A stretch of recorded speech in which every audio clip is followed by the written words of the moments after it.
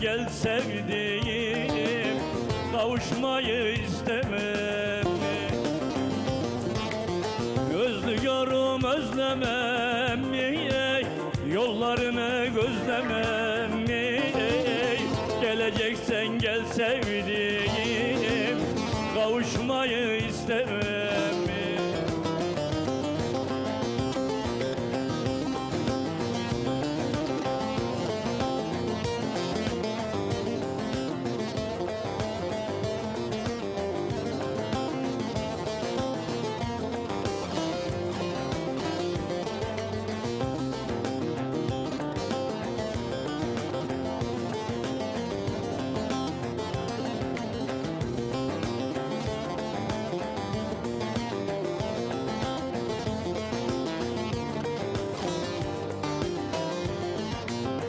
Benim aklım fikrim sende, ayrılık düşürdü derde.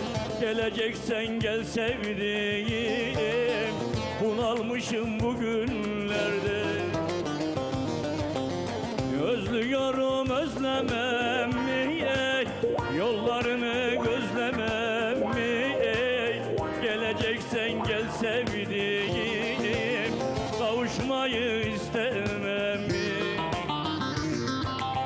Özlüyorum özlemem, yollarını gözlemem.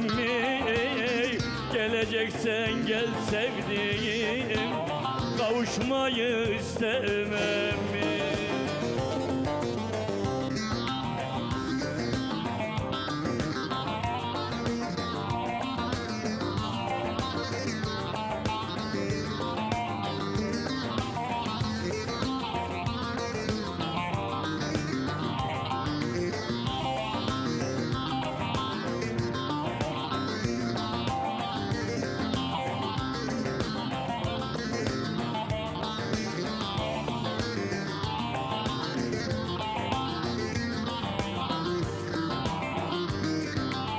Hasret yakar da kül eder, ömür canda çürür gider. Takat kalmaz kalp yaralı, yokluğun derbeder eder. Özlüyorum özlemem, yollarını gözlemem. Geleceksen gel sevdiğim, kavuşmayı istemem. Özlüyorum özlemem, yollarını gözlemem. Geleceksen gel sevdiğim, kavuşmayı istemem. Evet efendim, çok çok teşekkür ediyorum. Sağ olun, var olun diyorum. Evet. Yine bir Yayla Yolları programıyla sizlerle beraberiz. Yeni sezonda inşallah sizlerle beraber olmaya devam edeceğiz. Başta bu ekranları bizlere açan, önce şunu söyleyeyim, ben yaklaşık 15 yıldır aşağı yukarı Kemancı ile beraber Ekin Türk TV ailesinin içindeyiz. 15 yıldır ben bu kanaldayım. Bu ekranları bizlere açan başta sevgili Hüseyin Yıldırım'a, Namide Rüsü'ye ve akabinde sevgili Selahattin Bayram emmime, Cihat Bayram'a, Mücahit Bayram'a ve kıymetli müdürüm Emrah Binici'ye bu anlamda bizlere verdikleri desteklerden dolayı yürekten ama yürekten çok teşekkür ederim. Güçlü bir alkış alabilir miyim sizlerden? Yaklaşık 40 yıldır ben bu kültürün içindeyim, bu kültüre hizmet etmeye çalışıyorum. Ve uzun yıllardır 40 yılını devirmiş bu kültüre hizmet eden arkadaşlarıma ben buradan bir selam göndermek istiyorum.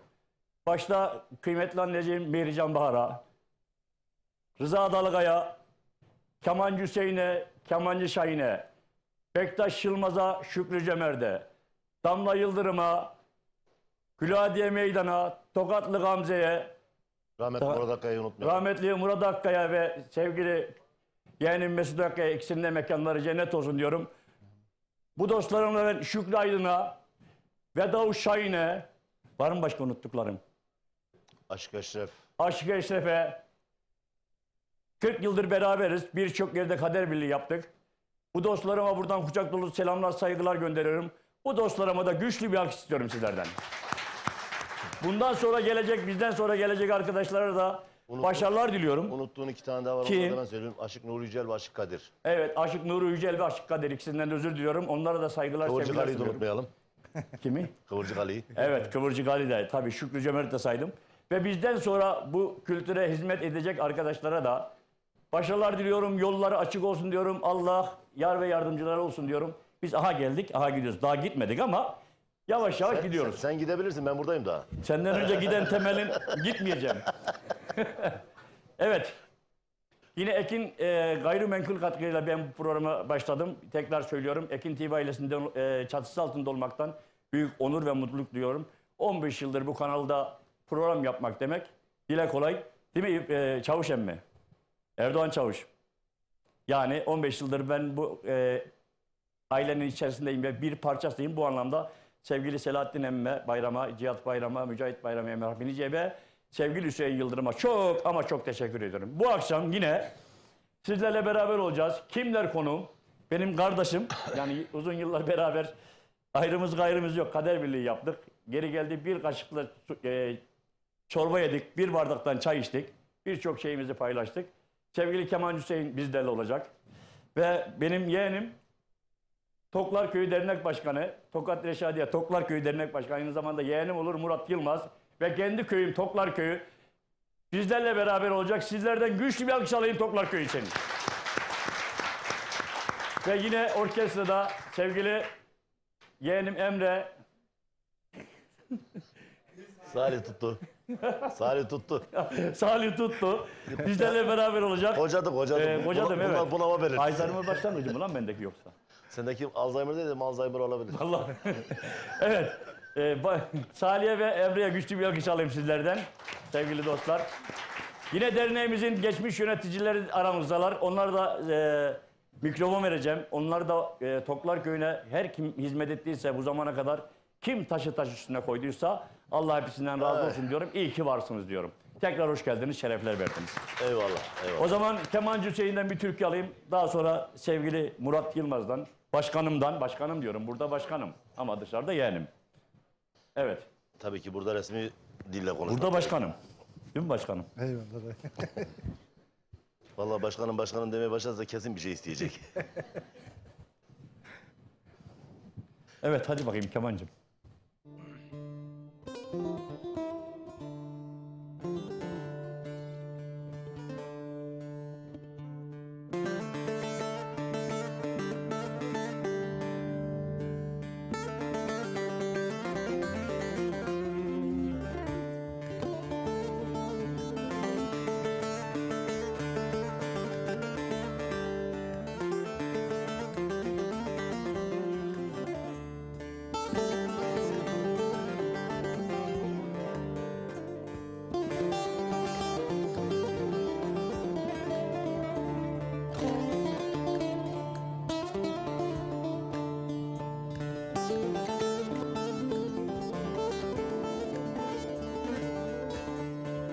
Şu konağı yapan usta oy, içinde bir gelin hasta.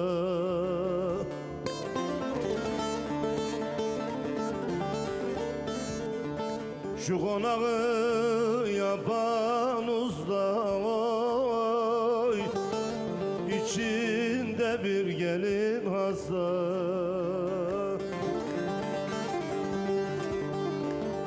Güzel kurbanın olayım oy, güller verem dese desin. Güzel kurbanın olayım oy, güller verem dese desin.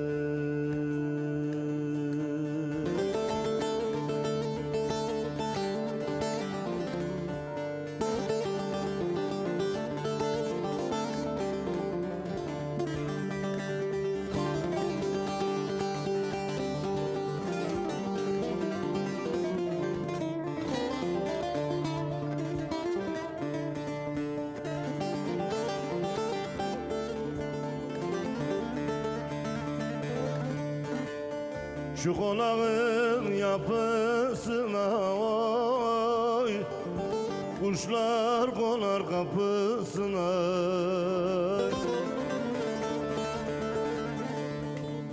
Şu konağın yapısına oy, kuşlar konar kapısına.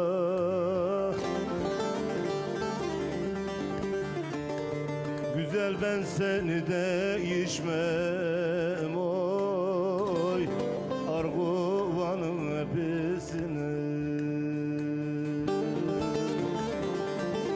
Güzel ben seni değişmem oy, şu tokadın hepsine.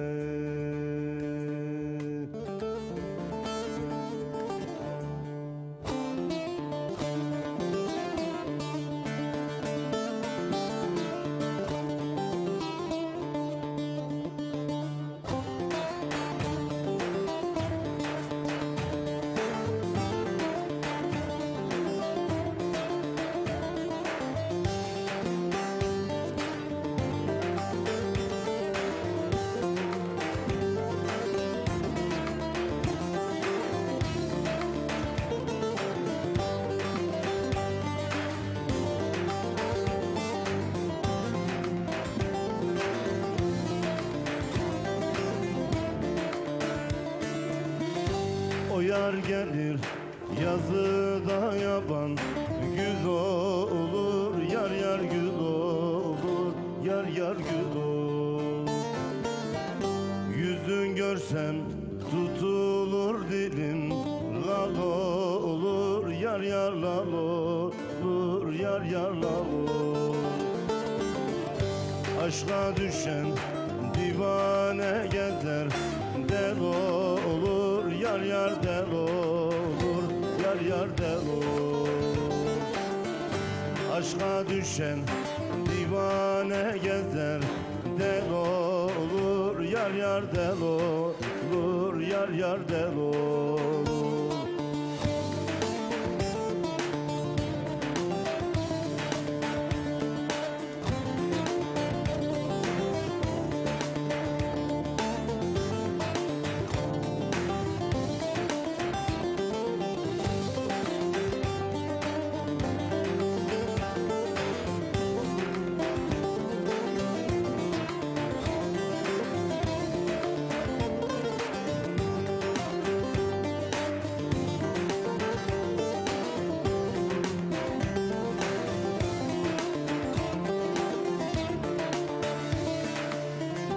Evlerine varada gele usandım, yar yar usandım, yar yar usandım. El kızını ben kendime yar sandım, yar yar yar sandım, yar yar yar sandım. Yüreğime hançerde soktu, gül sandım, yar yar gül sandım, yar yar gül sandım. Yüreğime hançerde vurdu, gül sandım, yar yar gül sandım, yar yar gül sandım. Evet, ağzına yüreğine sağlık sevgili kardeşim. Tekrar hoş Eyvallah. geldin, şerefler verdin. Hoş sevgili bulduk. Kemancı. Ne var ne yok, nasıl gidiyor? Şükür bugünümüze şükredelim. Bugünümüze şükredelim. Aynen öyle. Sağlıklı bir nefes alıyorsak o güne hamd etmek lazım, şükretmek lazım. Evet, öncelikle tekrar şerefler verdiniz, hoş geldiniz diyorum. Türkiye Cumhuriyeti Devleti'nin 100. yılı kutlu olsun diyorum. Pazar günü inşallah çok büyük kutlamalarla beraber bu 100. yılımızı kutlayacağız. Buna da kimse engel olamayacak, mani olamayacak. Herkes istediği gibi Türkiye Cumhuriyeti Devleti'nin Mustafa Kemal Atatürk'ü ve silah arkadaşlarının bize bahşettiği, bize emanet ettiği bu cumhuriyeti hep beraber coşkuyla kutlayacağız inşallah diyorum sevgili dostlar. Evet, sevgili başkanım Murat Yılmaz, hoş geldin. Hoş bulduk. Nasılsın? Teşekkür ederim. Siz nasılsınız? İyiyim başkanım. Ciddiyet istiyorum ha. Ben senin dayınım ama sen benim başkanımsın. Başkanım yani. Vallahi şimdi dayılık sökmüyor. Dayılık sökmüyor abi şimdi. Yani. Nasıl? Öncelikle yeni yayın dönemimize başarılar diliyorum. Teşekkür ediyorum. İnşallah biz de Toklar olarak her zaman sanatçılarımızın yanında olacağız. Dediğiniz gibi 100. yılımız Cumhuriyetimizin. İnşallah kutlamalarımız güzel bir şekilde olacak. Tüm ulusumuzun 100. yılını kutluyorum. Mustafa Kemal Atatürk'ümüzün, başkomutanımızın bize bıraktığı çok güzel bir ülkemizde daha güzel günleri göreceğiz inşallah. İnşallah diyorum. Evet, yaklaşık ikinci dönem zannediyorsam İkinci bu. dönem. İkinci dönem, evet. Köyümüzün, üyelerimizin. Ben yaşlıyım başkanım. Yani yanlışım oluyorsa düzelt. Ben ikinci dönem. Takip ettiğim kadarıyla ben de Toklar Köyü'ndenim. Ama bayağı bir şeyler yapmaya çalıştınız, yaptınız da. İnşallah daha güzel şeyler yapacağız. Üyelerimiz bizimle beraber olduğu sürece bizim köyümüzün başaramayacağı hiçbir şey yok diyorum ben Toklar Köyü olarak. Duydunuz değil mi sevgili Toklar Köyler? Evet, ben de buna sonuna kadar inanıyorum ve katılıyorum. Yürekten inanıyorum. Tabii üye görevini yaparsa, halk görevini yaparsa ne başkanı tek başına bir şey yapabilir, ne yönetimi tek başına bir şeyle yapabilir. Herkes elini taşın altına koyduğu sürece bizim gerçekten belki küçük köy olabiliriz, ufak köy olabiliriz ama bizim yüreğimiz büyük. Bizim yapamayacağımız, şu İstanbul'da başa yapamayacağımız hiçbir şey yok. Ben buna yürekten inanıyorum. Evet. Biz yaptığımız etkinlikleri biliyorsunuz zaten. Güzel bir piknik yaptık. Çok güzel. Evet, bu sene Eylül'ün 16'sıydı. 16. Evet ama çok güzel etkinlik yaptık. Bütün katılan dostlarımıza, arkadaşlarımıza, İşte dolu STK'lara. dolu tarihe gelmesi aslında ahitleşmiştik ama Haberim olmadı. var. evet, katılan sanatçılarımıza hepsine teşekkür ederiz. Çok güzel bir şey oldu diye düşünüyorum. Eğer üyelerimiz, köylülerimiz beğendiyse tabii ki.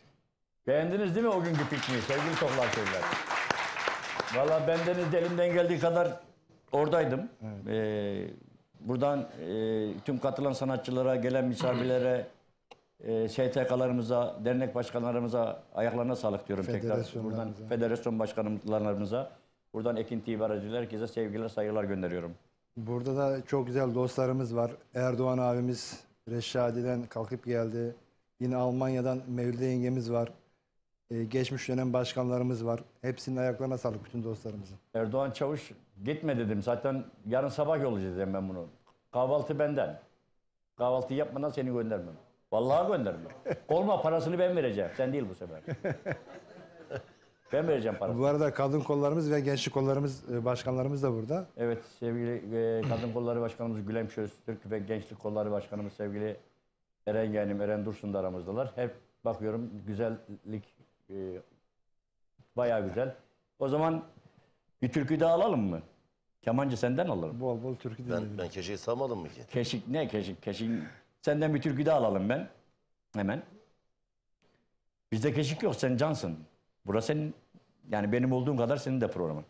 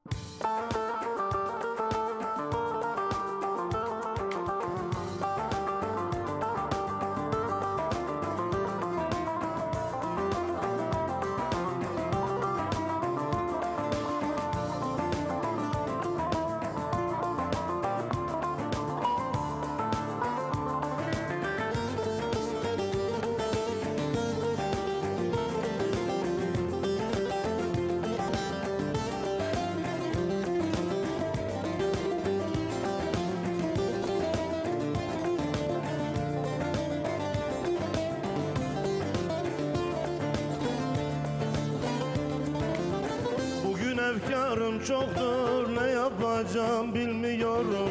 Bugün efkarım çoktur, ne yapacağım bilmiyorum. Bırakıp gitti beni, yolunu gözlüyorum. Bırakıp gitti beni, yolunu gözlüyorum. Bırakıp gitti beni, yolunu gözlüyorum. Bırakıp gitti beni, yolunu gözlüyorum.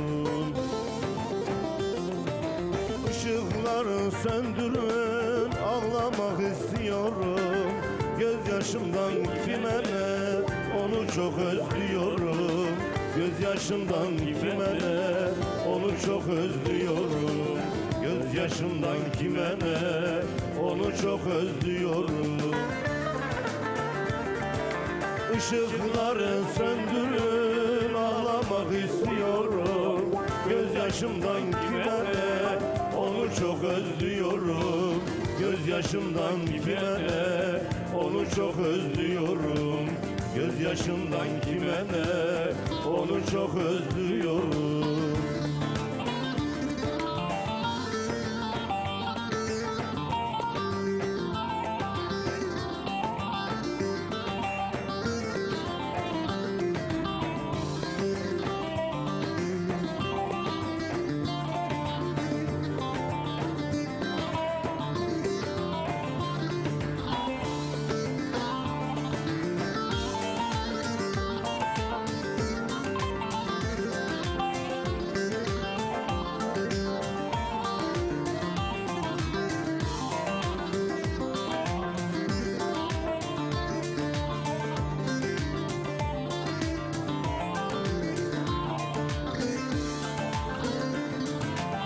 Kendimden geçiyorum, halime acıyorum. Kendimden geçiyorum, halime acıyorum. Dokunmayın ne olur, derdimden içiyorum. Dokunmayın ne olur, derdimden içiyorum. Dokunmayın ne olur, derdimden içiyorum. Dokunmayın ne olur, derdimden içiyorum. Gözlerimde tütüyor, kabuslar görüyorum. Yakarım ben bu şehri, onu çok özlüyorum. Yakarım ben bu şehri, onu çok özlüyorum. Yakarım ben bu şehri, onu çok özlüyorum. Işıkları söndürün, ağlamak istiyorum. Gözyaşımdan kime ne, onu çok özlüyorum. Gözyaşımdan kime ne, onu çok özlüyorum. Gözyaşımdan kime ne, onu çok özlüyorum. Sağlık, yüreğine sağlık. Evet başkanım, pikniği yaptık. Güzel bir piknik yaptık. Evet. Piknikten burada söylenmez. Yani katkı yapan, emeği geçen herkese Dostlarımıza çok teşekkür ederiz. çok teşekkür ederim. Bundan sonraki planınız? Şu Vallahi- anda bizim dernek yerimiz kapalı. Kapalı derken Yani açık. kapalı değil, açık ama faaliyet sadece toplantıdan toplantıya, Toplantı, cenazeden cenazeye cenaze. açık. Pikniklerde, gecelerde yapılan o katkılar bak bir dernek yeri lokali olarak dönüş yapmış. oldu. Evet. Çok şükür Aynen. aldık. Aynen. Aynen. Ben öncelikle bir şey söylemek istiyorum. İsrail-Filistin savaşını biz istemiyoruz. Hiçbir çocuğun bunun kanamasını istemiyoruz. Önce İsrail'i bir kınayalım buradan. Çünkü hiçbir çocuk ölümü hak etmiyor. Buradan da yetkililerimize, büyüklerimize, devletlerimize söylüyoruz. Savaş hayır diyoruz. Biz bundan sonraki yatırımlarımızı köy için düşünüyoruz. İnşallah köyde eksiklerimiz çok var. Muhtarımızla beraber hareket edeceğiz. Projelerimizi artık biraz burada değil de köy için artık çok ev yapıldı köylerimize. Gelişti, emeklilerimiz daha rahat bir yaşam istiyor. Onun için de geçen hafta Sayın Kaymakamımızı Ahmet Bey'i, belediye başkanımızı Musa Bey'i ziyaret ettik. Bize destek olacaklarını söylediler. İnşallah bir iki hafta sonra yanlarına gidip köyümüz için elimizden ne gerekiyorsa... Yol asfaltlanacak mı? Vallahi yoldan ziyade Çavuş. Ya şuna bir el at gözüme seveyim ya. yeni yapılan mahallelerimiz var. Oralar çok kötü. Yani insanlar çizmeyle geziyor yazın. Bu da hoş değil. Telefonlarımız çekmiyor. Buradan yetkililerimizi de Reşadiye, Tokat belediye başkanlarımıza söyledik hepsini. İnşallah yapmaya çalışacağız. Destek vereceklerini söylediler bize. İnşallah. İnşallah. Sen yaparsın yeğenim bu işleri. Vallahi ben değil, bizim köy halkımız, Yani bizim köy dernek halkımız. olarak Köy diyorum, halkı. köyle beraber. İnşallah. Köy halkımız, özellikle bayanlardan rica ediyorum. Bayanlar çünkü her zaman etkili oluyor. Telefonlarımızı çektirebilirsek, internetlerimiz, gençlerimiz köye gitmiyor. İnternet çekmediği için çocuklarımız özellikle. Sözünü aldık. Ya Bakalım. bana da diyorlar Temel Kaya sizin köyde telefon çekmiyor mu? Vallahi çekmiyor diyorum. Çekmiyor. Ben çatıya çıkıyorum telefon çekmek için. Cenazemiz olduğu zaman Hüseyin abi Ne zaman, şey Mart'ta yapamaz. mı? Ne? Mart'ta mı? Mart'ta çıkıyorum. he. Cenazelerimize ulaşamıyoruz yani halkımıza. İnşallah olacak. İnşallah vallahi İnşallah olacak. su depolarımız, yollarımız, özellikle su yazın köylerde artık sıkıntı olmaya başladı. Başarabilirsek başaracağız köy halkımızla beraber. İnşallah diyelim. O zaman Salih bir türkü de ben alayım. Bence de. Doğukan, ne Keşin durumdayız? savuşturma. Devam mı? Tamam.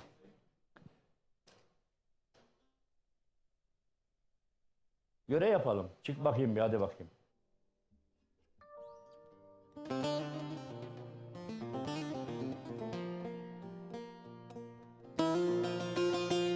Evet şu anda bu söyleyeceğim türkü bizleri Almanya'dan izliyorlar. Grup Bizim Eller, Ferit, Levent, Eren, Cem olarak bizleri şu anda mesajlarında görüyorum. Buradan Almanya, buradan Almanya, yurt dışında bizleri izleyen Fevzi Yılmaz'a, Enver'e, sevgili yengeme çok teşekkür ediyorum. Selam olsun diyorum. Haydi bakayım.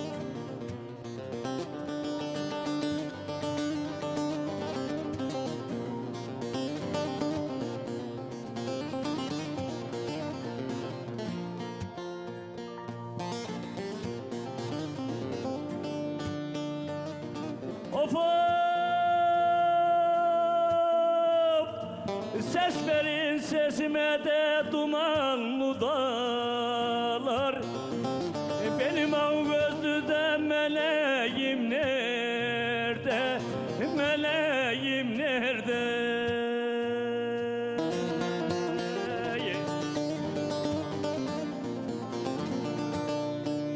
Dertlinin halından da anam anam ne bilsin eller. Derdimin dermanı da yarenim nerede? Yarenim nerede?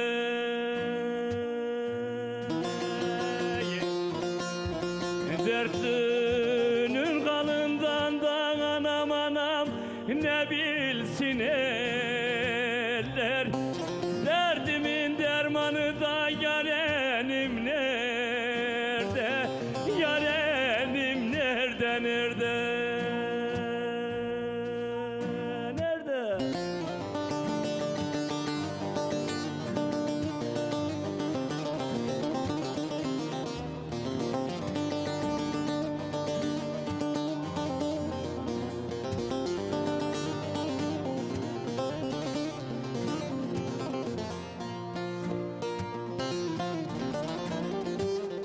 Of of! Neyleyim sarayı da neyleyim sacıyı. Yetmez mi benim de çektiğim acı, çektiğim acı.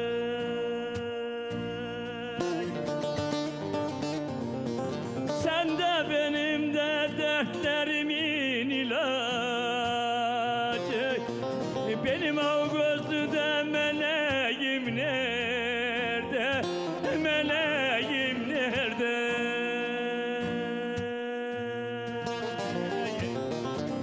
Sen de benim de dertlerimin ilacı.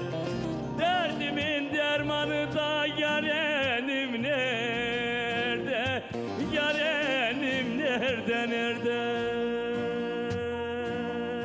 Nerede?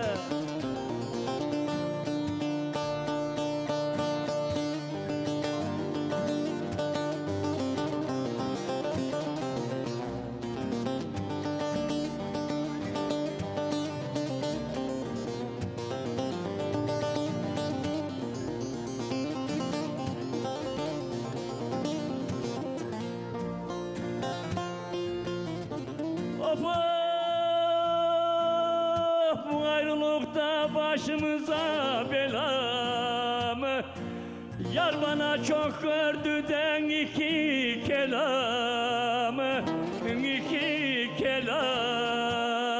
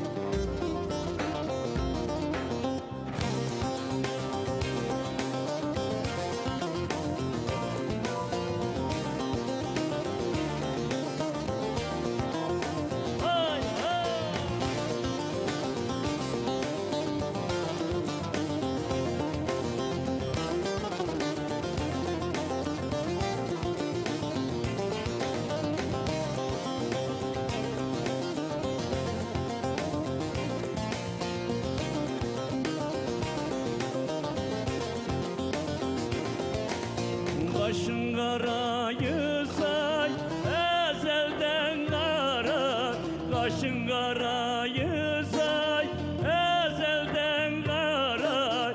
Sürme çekme yine canım, kaş karan olmaz. Sürme çekme yine canım, kaş karan olmaz.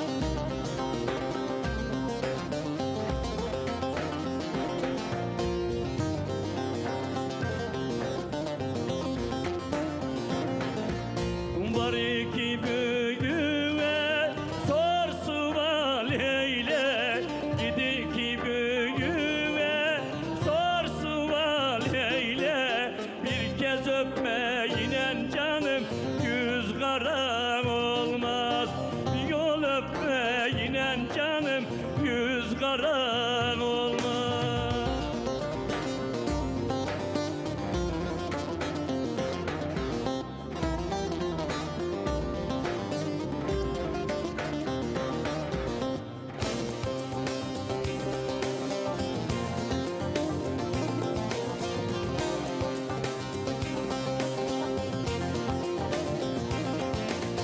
Üç güzel geliyor taşın yayladan.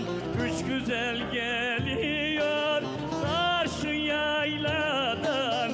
Kaşın değil gözün canım beni ağladan. Kaşın değil gözün canım beni ağladan.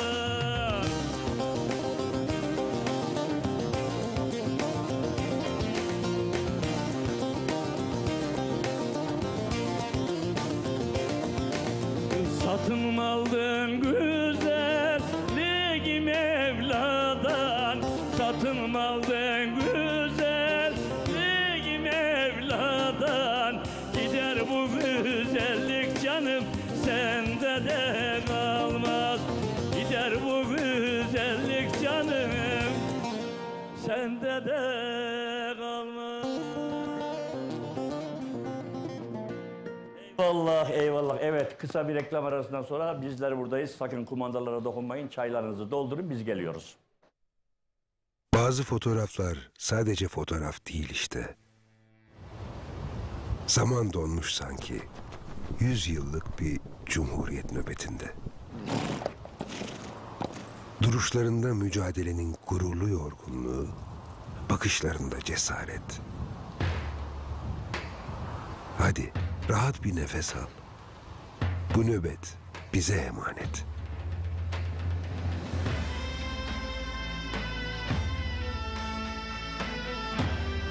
Dizler yama, ayakkabı delik, aç susuz yollar aşarak kurtuldu memleket. Rahat tut gönlünü. Bu sonsuz nöbet bize emanet. Koru diyorsun. Başka türlüsü mümkün mü? Bir çift mavi göz bize güç verir elbet. Daha nice yüzyıllar yaşatacağımız cumhuriyetimiz bugün 100 yaşında. İçiniz rahat olsun. Bir millet emanetinin başında.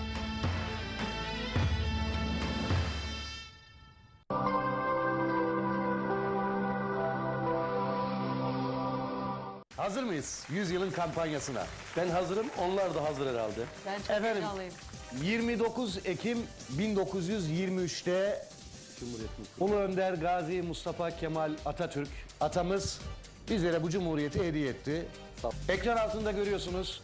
Cumhuriyetimizin 100. yılına özel Rakamı hiçbir kar beklemeden Tam- şu anda yeri de anlatacağım. 100. yıla özel tam 100.000 TL indirim yaptık. Hadi bakalım şimdiden hayırlı uğurlu olsun diyoruz. kafadan alır almaz 100 TL. 100.000 lira kârda. Evet. O kadar basit. Peki bu 100 yılın kampanyasını nerede yapıyoruz? Birinci etap projemizi Gelibolu'da bitirdik. Bakın 549 bin liradan, 529 bin liradan bölge bölge satışa sunduk. İkinci projemizdeyiz. Çanakkale Gelibolu. Evet biliyorsunuz 18 Mart 1915'te de Çanakkale'de atalarımız savaştı. Savaştı, Manevi can verdi. değeri yüksek olan bir kent. Çanakkale'nin Gelibolu ilçesi, Gelibolu'nun da Bolayır köyü. Şimdi benim anlatacağım yer denize sadece 1 kilometre mesafede. Çok iyi Yani ya. denize yürüyerek gidebiliyorsunuz. Mahalleye yani Bolayır'a Yine aynı şekilde 1 kilometre mesafede. Yakın. Orada alışveriş merkezi var, okul var, kasabı var. Aradığınız her şey mevcut. İstanbul'dan Bolayır'a arazimizin başına kadar ortalama özel araçlarla 2 saatte gidiyoruz. Ekran arkasında sahilini görüyorsunuz, Bolayır'ın görüntüleri görüyorsunuz. Gerçekten çok güzel bir indirim yaptık. Karsız ulaştırıyoruz. Ekran altında telefon numaramız var. 549 bin lira yerine Cumhuriyetimizin 100. yılına özel şok kampanya 100 bin TL indirimle hiçbir kar gözetmeksizin herkes de bir yer sahibi olsun diye 29 Ekim Cumhuriyet Bayramı'na özel 449 bin lira ve hatta tapu masrafı da almıyoruz. O da hediyemiz. Yani Çok güzel. orada şu anda bizim sevgili izleyenler 40 parselimiz var. 205 metrekareden başlıyor. Şunu da hemen belirtiyorum. Yerlerimiz imarlı. %20 konut imarlı. Temelden 40 metrekare, 2,5 kat inşaat yapabilecekler. Üste çıktıkça Evet, genişliyor. evet. Şu anda ise ister bungalov ev, ister prefabrik, ister tin house bunları da oraya koyabilirsiniz. Hobi bahçesi yapabilirsiniz. Hemen yanında Datça Gözdekent sitesi var, villaları var. Çok Yaklaşık 10-15 tane villa var. Ana yolun hemen kenarında. Otobana sadece 500 metre mesafede. Bak otobana yani Avrupa otoyoluna 500 metre mesafede. Arazinin başına kadar arabadan inmeden gidebiliyorsunuz. Hani böyle gidip biz traktörle götürelim uzak değil. Asfalt yolda hemen İnecek. iniyoruz. Hemen yanında. Arsaya Yani asfalt yola cephe kıymetli izleyenler. Elektriği mevcut, suyu mevcut, kanalizasyon mevcut. Aradığınız her şey mevcut. Evet bu da Cumhuriyetimizin 100. yılına özel şok bir kampanya. Bu kampanyayı biz de ilk defa yapıyoruz. Peki biz ne zaman gidebileceğiz oraya? Evet. 40 parselimiz var. Şu anda ekran altındaki numarayı arayanlar, rezervasyon yaptıranlar 1-0 önde. Onlar Gittiği zaman zaten mutlaka beğeneceksiniz. Etrafı komple telle çevrili. Komple çevirdik. Yollara ayrılmış vaziyette. Yani taşlar döküldü.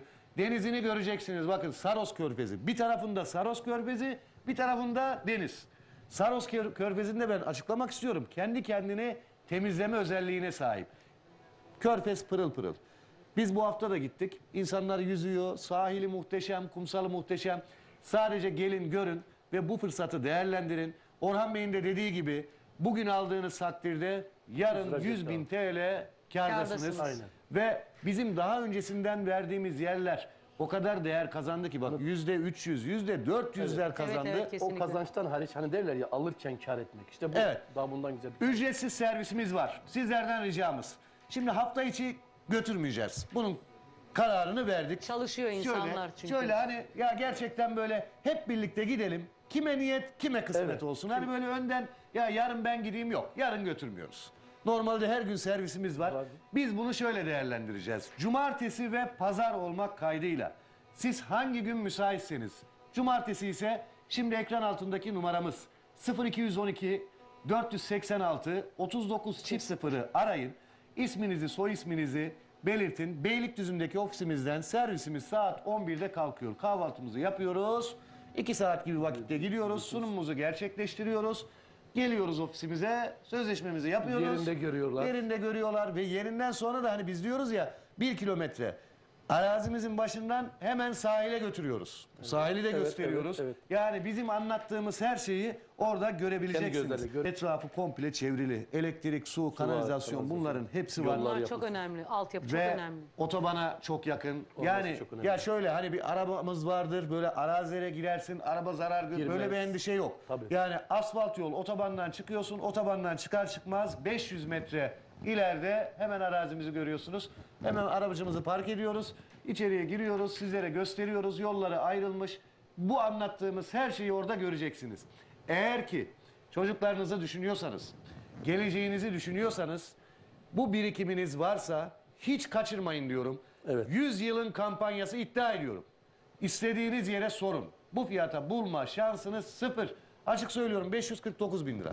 Evet. Yani 549 bin lira değil 29 Ekim Cumhuriyet Bayramı'na kadar 29 Ekim tarihine kadar geçerli 40 parselimiz var.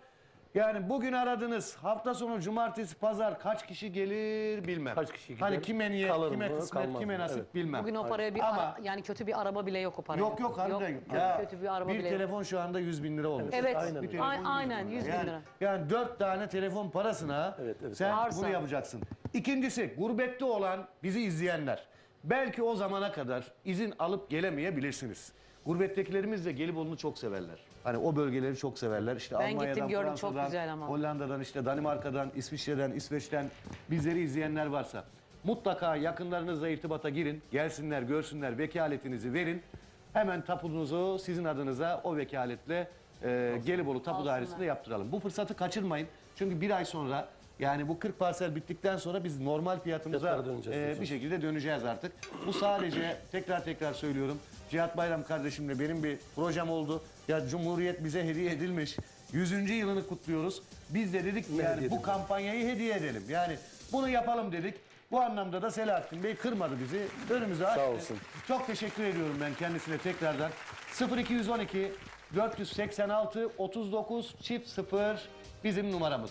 İnşallah. 100. yıla istinaden 100.000 TL indirim Ekin Gayrimenkul'den sizlere hediye. Güzel mi kampanya? Yani herkes çok güzel. bekliyordu. Beni arayanlar oldu. 20-30'da ne olacak diye. Nasıl bir kampanya söylemedim. Herkes elim ekran başına geçsin. Ben bunu orada anlatacağım. Yani bunun da sevinci içerisindeyim. Gerçekten çok heyecanlıyım. Yani güzel bir fırsat, güzel bir kampanya. Ya burada 40 kişi, şu anda bizleri izleyen belki 10 bin kişi var, 100 bin kişi var. 100 bin kişi içinden, belki 1 milyon kişi var. Evet. Bu kadar kişi içinden 40 kişiye kişiye nasip olacak. Anladım. nasip olacak. Ama işte niyet hayır, akıbet hayır. Önce bir adım atmak Evet. lazım. Evet. Önce bir aramanız lazım. Toprak altındır her zaman. Tabii müsait olmanız lazım. Randevunuzu verin, asla vazgeçmeyin. Cumartesi ise cumartesi. Yani siz almazsanız öbürü alacak orayı. Öbürü almazsa öbürü alacak. Orası bitecek. Başka bir alternatif yok. Yani Çok yok, hiç Türk kimse Parti. kimseye durduk yere 100 bin lira vermez. Ya biz de veremeyiz. Ama biz sadece aldığımız fiyata bu aya has böyle bir şey olsun dedik. Cumhuriyet'in 100. yılı. Çok güzel. Şu anda bizim yaptığımız size bir jest. Size bir hediye. Bu hediyeyi de değerlendirmek sizlerin elinde. 0212 Fırsatı kaçırmasınlar. 486 39 çift 0. Bu proje, bu kampanya, servisimiz cumartesi ve pazar Pazar günü günleri, saat evet. 11'de Beylikdüzü'nden kalkacak. Yoğun bir şekilde gideceğiz. Dediğimiz gibi servislerimizle böyle kaliteli araçlarımızla güzel bir şekilde gidiyoruz. Onu da söyleyelim. Hiç Şimdi herkesin yorulmuyorsunuz. toplu gidiyor olması güzel. Güzel. O öyle bu böyle değil. Herkes kendi orada Evet, görecek. Havasını yapacak, Her şey gidecek, şeffaf. görecek, yerinde görecek. Doğru mu değil mi? Herkesin Kendi aynı anda gözleriyle. gitmesi çok Aynen. güzel. Ya imarlı yerden bahsediyoruz. Bakın bütün konumlar var. Gelibolu merkeze çok yakın. Bolayır'ın içinde aradığınız her şey var. Denize yakın. Denize 1 kilometreye yürüyerek 5 dakikada denize in. Yürüyüş yap. Mesela ileride otoyola oraya yakın. villanı yaptın. Çoluk çocuk gittiniz hafta sonu oraya. Yani aracınızı çıkartmaya gerek yok oradan. Yürüyerek şortunla birlikte yavaş yavaş git. Ya bu fırsat kaçmaz. Tekrar söylüyorum. Cumhuriyetimizin 100. yılına istinaden manevi değeri yüksek olan bir bölgeden, Çanakkale'den. Çanakkale geçilmez. Evet. 18 Mart Çanakkale Zaferi biliyorsunuz 1915'te Çanakkale Gelibolu'da, Bolayır'da muhteşem konumda. Evet dediğim gibi hemen villaların yanı başında, etrafı çevrili, herkesin yeri belli. Ana yolun yanında, otobana 500 metre mesafede, denize 1 kilometre mesafede, İstanbul'a 2 saat mesafede. Bu kadar kolay. İstanbul'da bir yerden bir yere giderken trafik derdiyle uğraşıyorsun. 2 Ama saat, buradan zaten. hiçbir trafiğin yok. Geçiyorsun abicim otobandan, yola çıkıyorsun, maksimum 2 saatte oradayız. Hemen tapu var. Tapu masrafı da bize ait. O da hediyemiz olsun. Mesela geldi pazar günü beğendi. Pazartesi günü girişlerimizi yapıyoruz. Bu girişlerden sonra salı, çarşamba, perşembe o hafta içerisinde tapunuzu alıyorsunuz. Ondan sonra artık bungalov evinizi mi koyarsınız? Yaparsınız. Çoluk çocuk gidip hafta sonu tatil mi yaparsınız? Benim en büyük hayalim deniz kenarında bir yerimin Ya olması. yazın bir de şu da var. Arazinin başından denizi görüyorsun. Çok Yani hani bir engel yok. Orada arazide duruyorsun böyle. Oradan denizi görebiliyorsun. Aşağı indikçe yani sahile bizim hemen yanımızdaki yoldan sahile indikçe bir sürü villalar var. Yapılmaya başlanmış. Tabii. Bitmiş oturanlar var. Yaz kış Bu da ne oturanlar demek? var. İleriye. İşte bir kafeterya yapmaya başlamışlar. Localar var. Yani burası yazın cıvıl cıvıl. Saros Körfezi çok önemli. Suyu pırıl pırıl, tertemiz bir denizde yüzeceksiniz. Bir yeriniz olsun, bir toprağınız olsun. Cumhuriyetimizin kuruluş yıl dönümüne özel bize hediye edilen Cumhuriyet'in karşılığında biz bunu yapmışız. Nedir ki bu? Yani 40 kişiye hiçbir kar gözetmeksizin 549 bin lira yerine 449 bin liraya biz bu parsellerimizi veriyoruz arkadaşlar. Cumartesi ve pazar günü servisimiz mevcut. Hemen şimdi arayın, geç kalmayın. Ona soruyum, buna soruyum demeyin. Demeyin, Başka söylüyorum bence yani. de. Gelin, Fazla kararınızı düşünmeyin bence. verin. Belki de bu hafta bitecek. Eyvah demeyin. Bu kampanya bir daha olmayacak. Bu da Cumhuriyetimizin hediye edilmesine istinaden, evet, 100 yılın kampanyası dediğimiz kampanyamız işte buydu. Gelibolu'da imarlı 449 bin lira, 100 bin TL indirimli. Telefon numaramızı veriyorum. Aramak, takdir sizlerin, adım atın, gerisi bizden. 0212 486 39 0. 0212 486 39 0.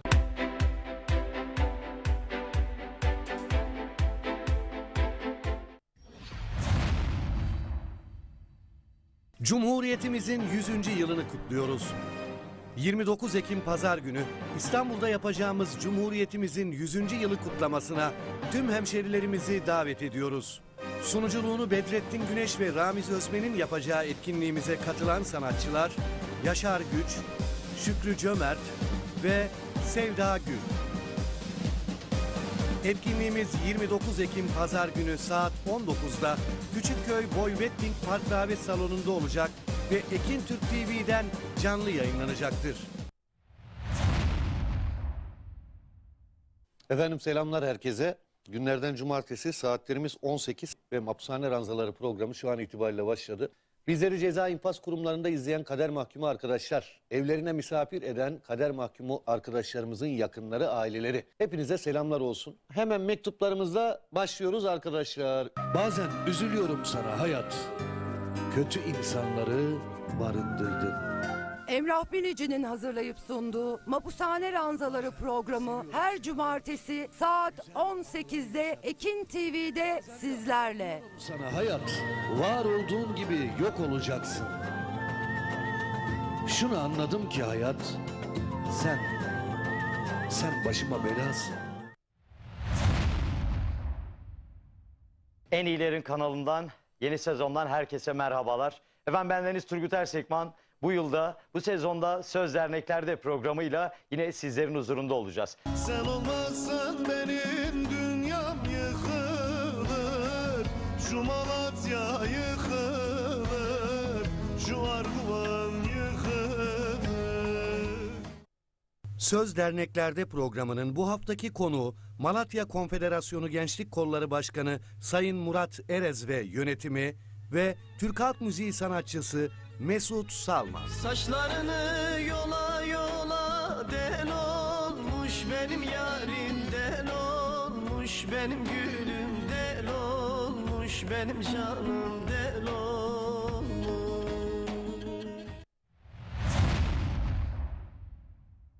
O yar selamını kesmiş, gülüşleri bana nispet. Ne dedim de neden küsmüş, bakışları bana nispet. Hüseyin Kaya'nın hazırlayıp sunduğu Gönül Teli programı her pazartesi saat 19.30'da Ekin Türk TV'de sizlerle. Dedim de neden küsmüş, bakışları bana nispet.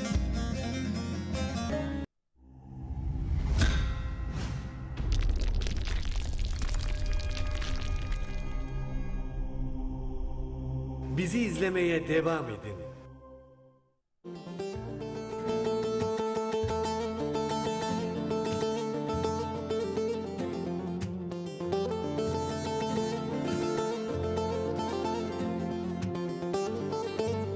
O zaman ben de bu türküyü armağan edeyim. Şu anda Reşat E5'leri de bizleri izleyen sevgili Niyazi Tutlu'ya ve Tamam Tutlu'ya. Köyde yine sevgili abimiz Yumurtada Gökmen, yengem Sakine Gökmen, babam, annem hepsi izliyorlar. Selam olsun buradan diyelim. Bu arada Murat Koca da, Murat ağam da köye gitmiş, ona da selam olsun. Sevgili Cengiz'e de.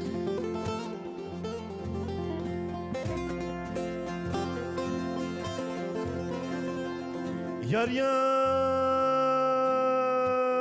yaman yerden de bağladınız yolumu.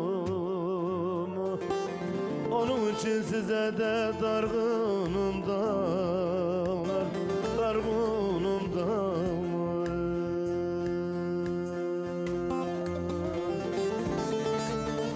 Dosta varıp da diyemedim halımı.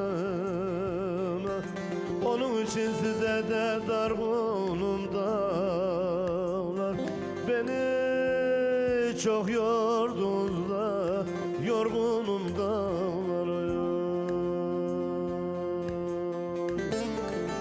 Dosta varıp da diyemedim halımı.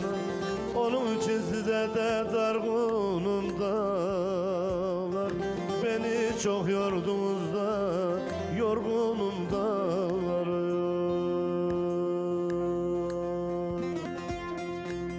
Ne günahı vardı, neden öldürdün? Savaş yere bassın, çocuk bu çocuk. Gonca gülü dallarından soldurdun. Savaş yere bassın, çocuk bu çocuk. Söyle ne fark eder olduğu kimden? Beslenirsin kanla göz taşı kinden. Yılana benzeyen zehirli dilden. Sözün yere bassın, çocuk bu çocuk. Ah,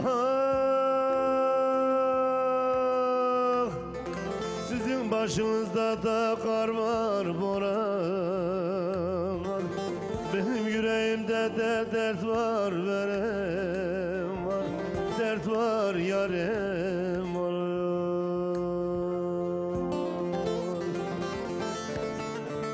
Ne aşmaya mecalimde ne de çarem var. Onun için size de dargınım dağlar. Beni çok yordunuz da yorgunum dağlar.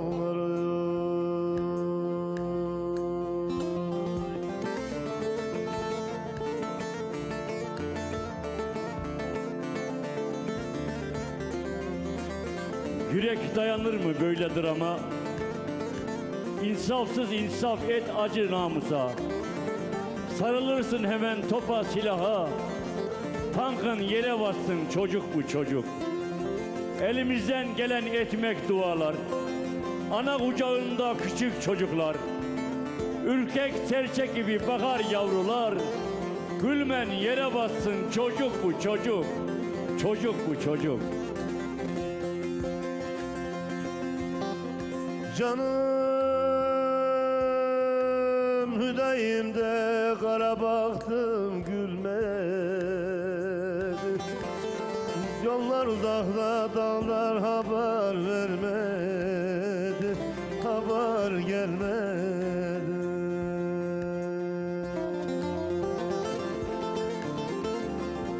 Hiçbirinizde bana arkam olmadı. Onun için size de dargınım dağlar. Beni çok yordunuz da yorgunum dağlar. Haberini alamadım, ya dellere soramadım. Hiçbir yerde bulamadım. Bir selam sal ne olur, bir haber sal ne olur. Hiçbir yerde bulamadım. Bir selam sal ne olur, bir haber sal ne olur.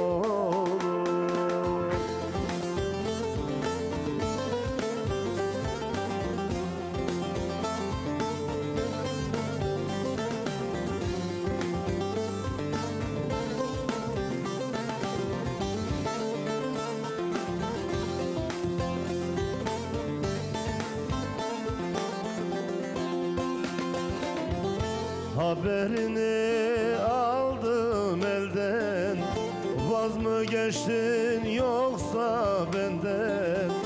Gelmeye razıydım dünden, bir selam sal ne olur,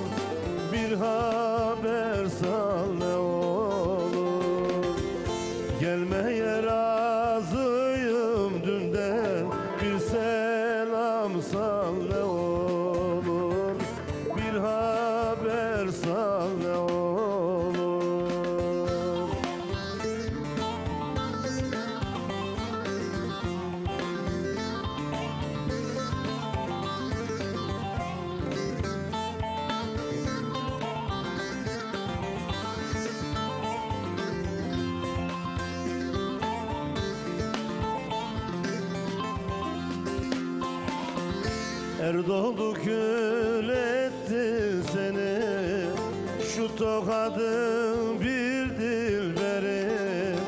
Dolanırım deli deli, bir selam sal ne olur, bir haber sal ne olur.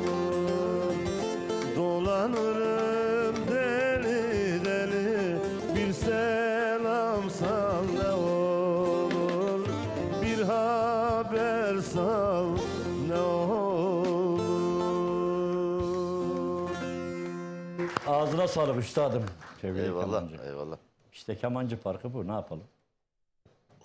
Yani Derken? öyle. Dedim gitti.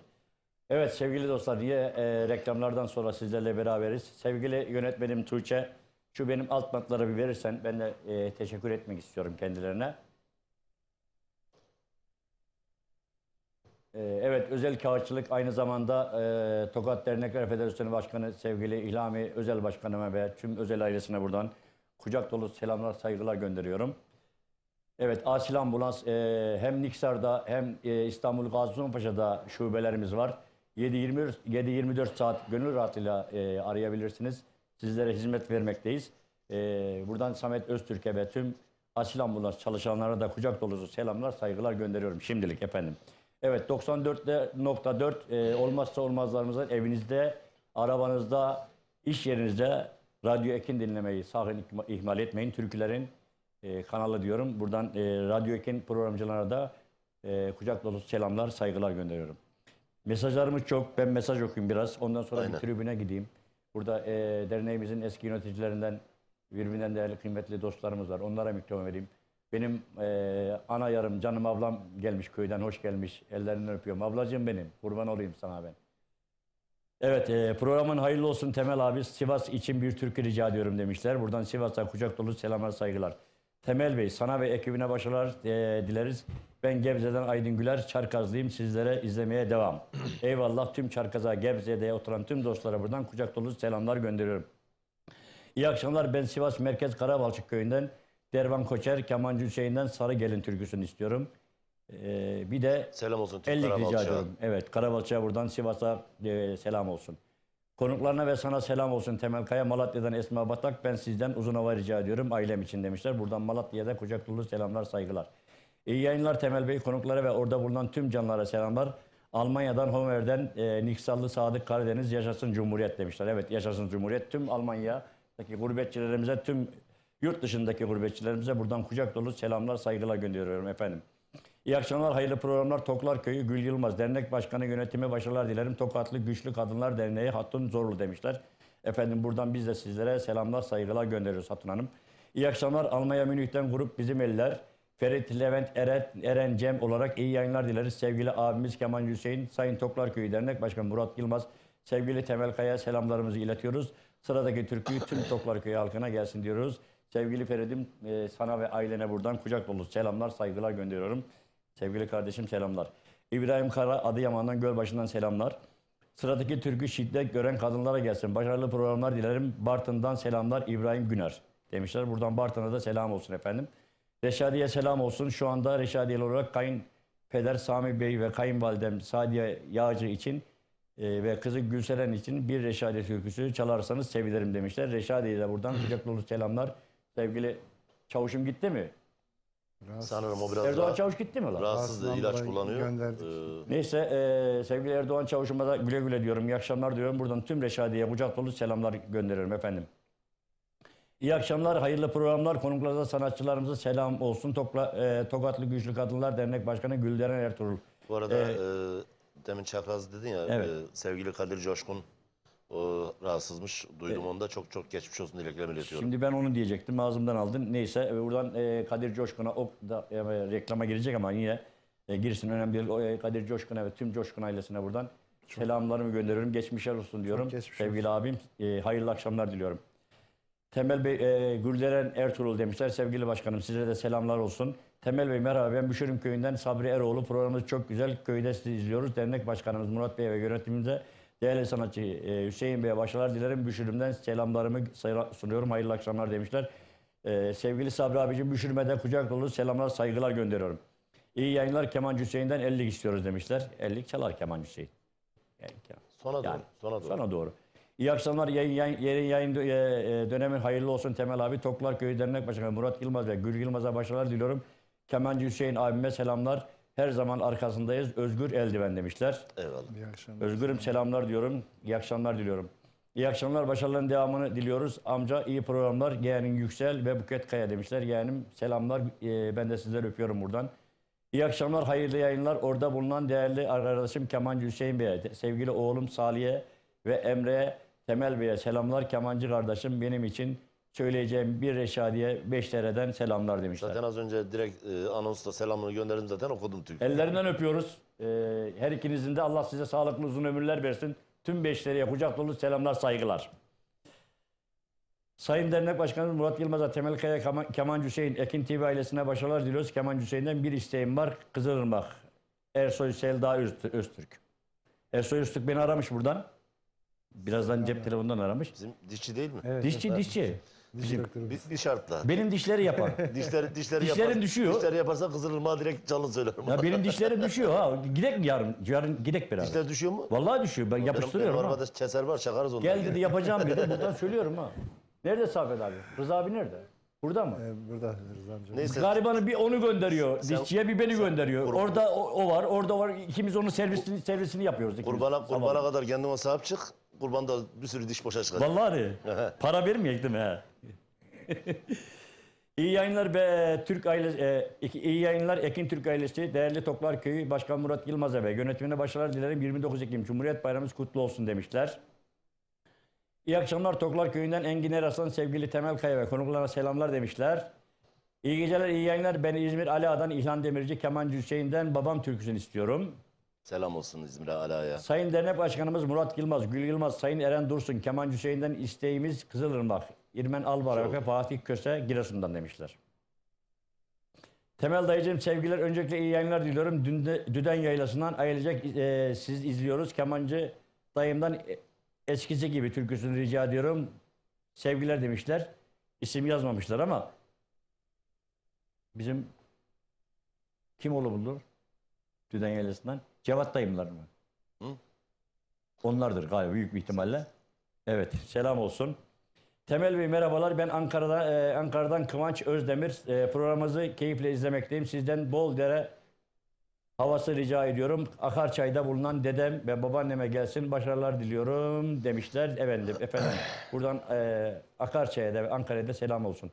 İyi yayınlar. Temel programa başarılar diliyorum. Kemancı Hüseyin ve değerli başkanım Murat Yılmaz'a selamlar. Başaran Eraslan demişler. İyi akşamlar, başarılar. Evet, ben şöyle Mesajlara bir ara ver. Ya- Boğmayalım mesajlarla. Bir türkü oku. bir tribüne doğru gideyim o zaman ben şöyle bir gideyim. Bir türkü okuyayım ondan sonra Türkü oku, tribüne ondan sonra gideyim. git. Hadi bakayım. Boşuna ağlama, boşuna yanma diyelim. Hadi bakayım hadi.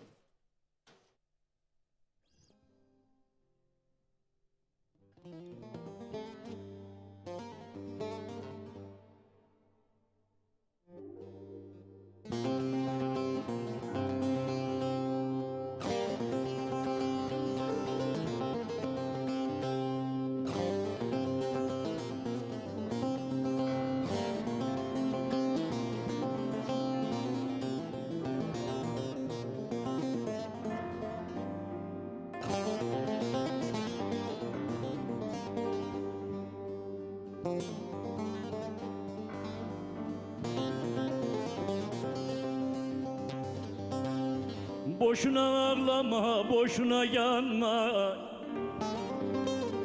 Bir gelişin bir gidişi var elbet. Kimse güvenmesin yalan dünyaya, dünyaya. Bir çıkışın bir inişi var elbet, elbet. Kimse güvenmesin yalan dünyaya, dünyaya. Bir çıkışın bir inişi var elbet, elbet.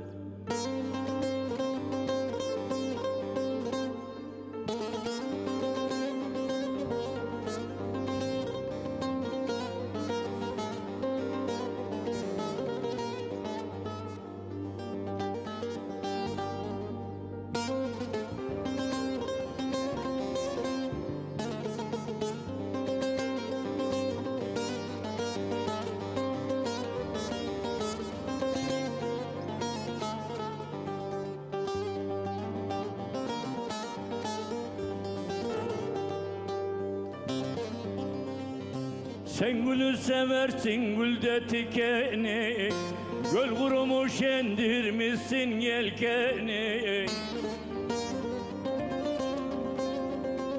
Mazilere dalıp üzmesen seni,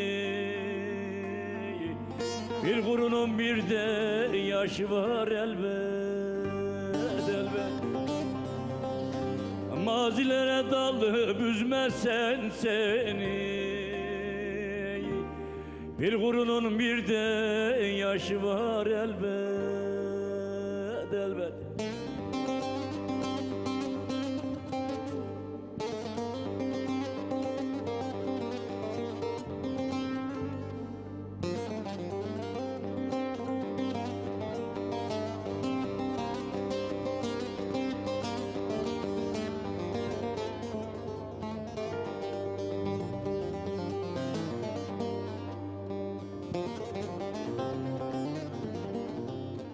Kızıltuğum derdim doldu taşı, gören der ki bu ölmemiş yaşı. Çok yaşayan 100'e kadar yaşı, bir mezarın iki taşı var elbet elbet. Çok yaşayan 100'e kadar yaşı, bir mezarın iki taşı var elbet. Kayanın dibinden oy oy, mal mı yayılır oy oy, mal mı yayılır oy oy. Döşeğin üstünde de oy oy, nar mı soyulur oy oy, nar mı soyulur oy oy. Bir kez görmeyince oy oy, yar mı sevilir oy oy, yar mı sevilir oy oy. Gecesi gündüzü de oy oy, bir olmayınca oy oy, bir olmayınca oy oy. Gecesi gündüzü de oy oy, bir olmayınca oy oy, bir olmayınca oy oy.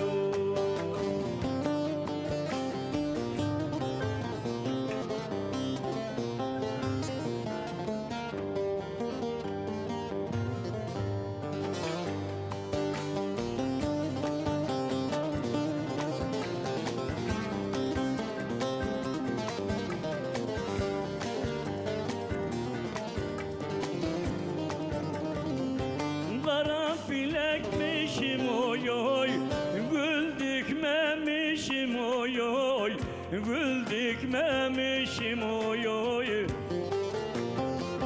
Unutup dibine de oy oy, su dökmemişim oy oy, su dökmemişim oy oy.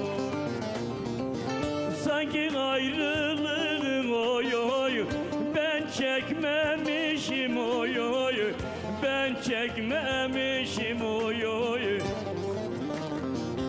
Çekerim ayrılık oy oy, seni bir zaman oy oy, seni bir zaman oy oy.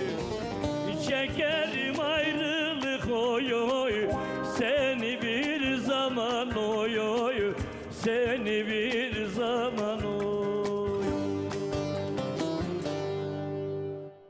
Eyvallah, eyvallah. Yüreğinize sağlık sevgili Salih'im, sevgili Emrem. Ben şöyle bir gideyim. Doğukan, burada mısın? Beni görüyor musun? Gidebilirim değil mi?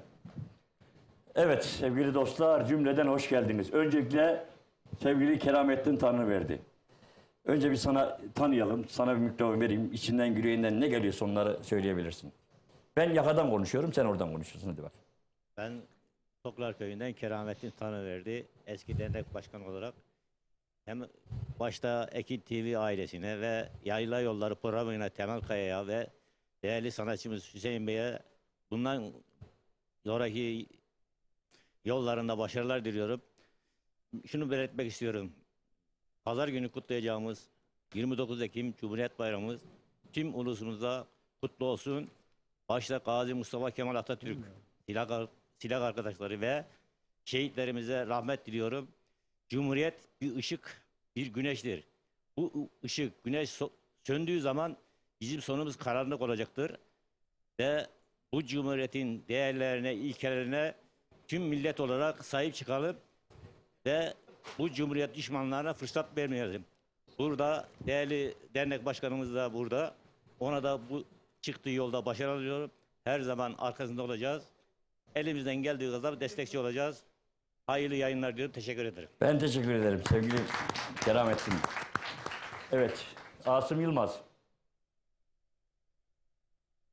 Değerli Ekin TV ailesine, Hüseyin kardeşim bugüne kadar çok teşekkür ediyorum. Toklar Köyü'nün yanında oldun, Toklar Köyü'ne hizmet ettin. Toklar Köyü'nün çağırdığı yere her zaman Temel Kaya ile birlikte yardımcı olsun. Sana da teşekkür ediyorum. Sayın Başkanım, Sağ olasın. sana da gittiğin yolda her zaman destekçi ve senin yanında olduğumuzu, ailece böyle Toklar Köyü olaraktan seninle beraber olduğumuzu ben kendi adıma diyorum. Teşekkür ederim. Yanında olduğumu söylüyorum.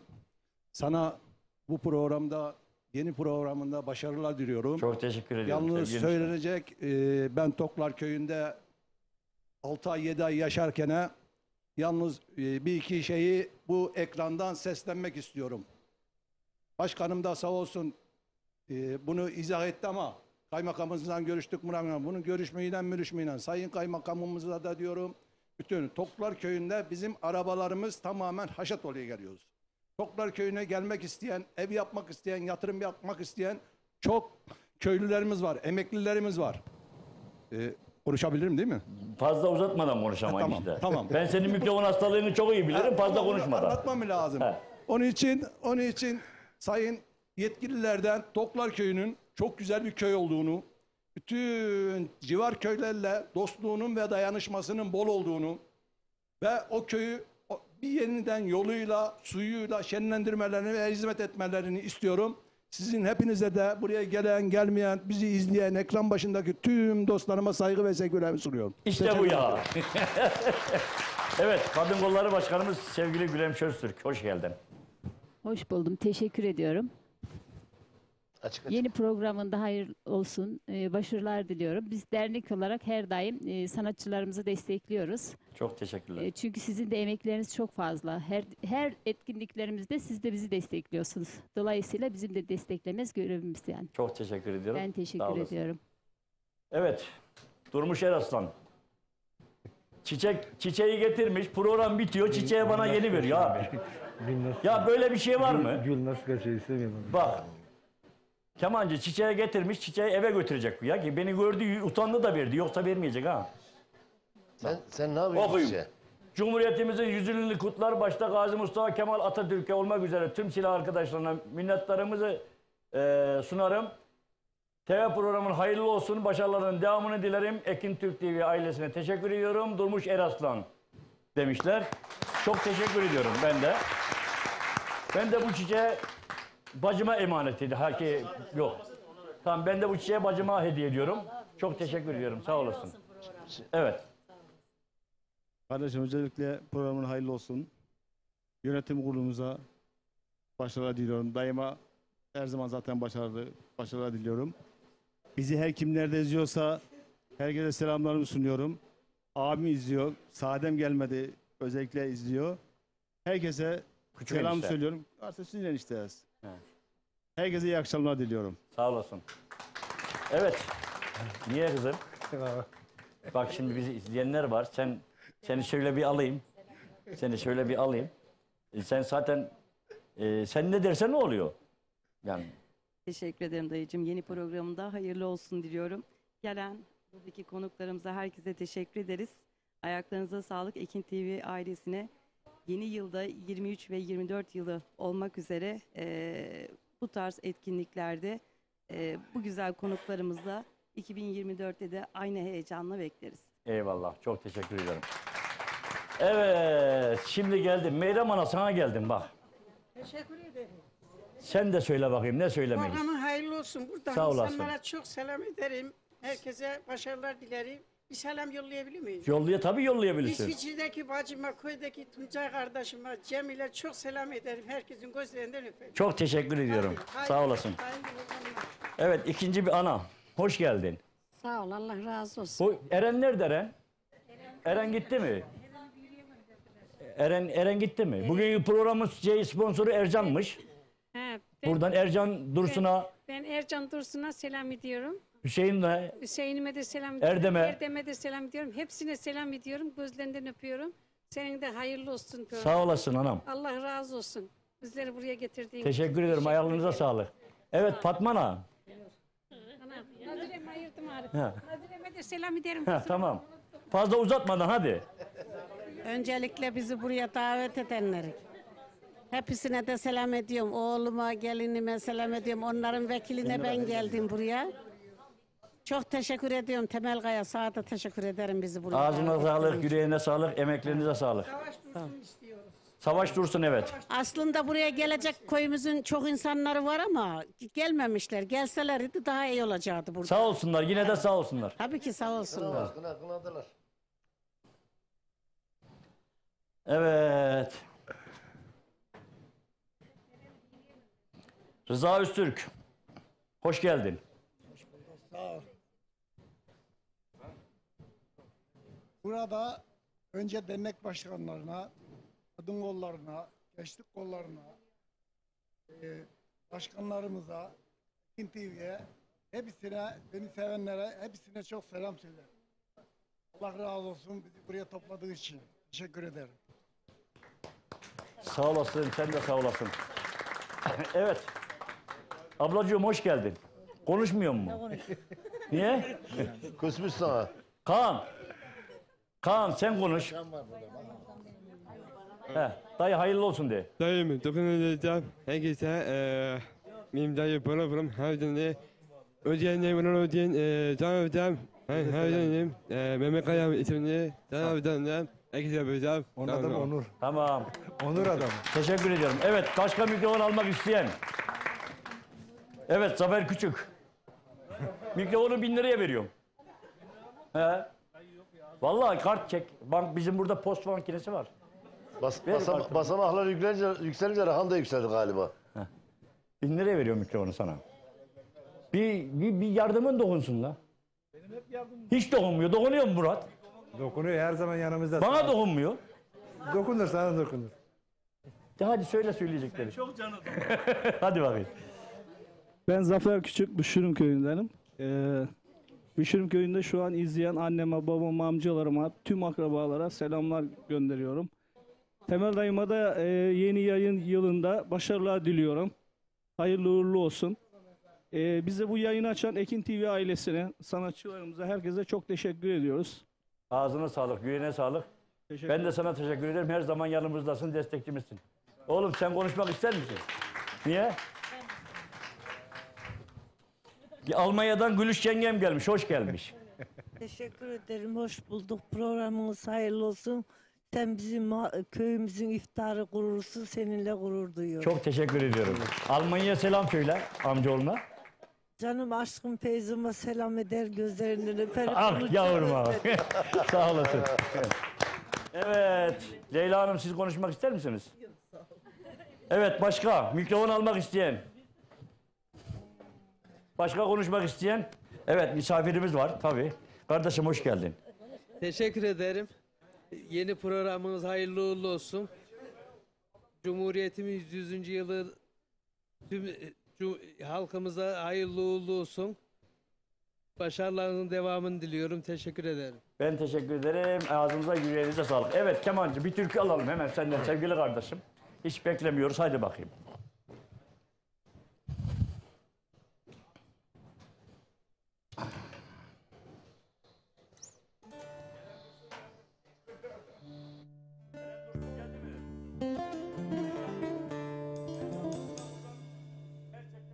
Anlamda bir şey söylemek istiyorum sevgili Kemancığım. Bir dakika.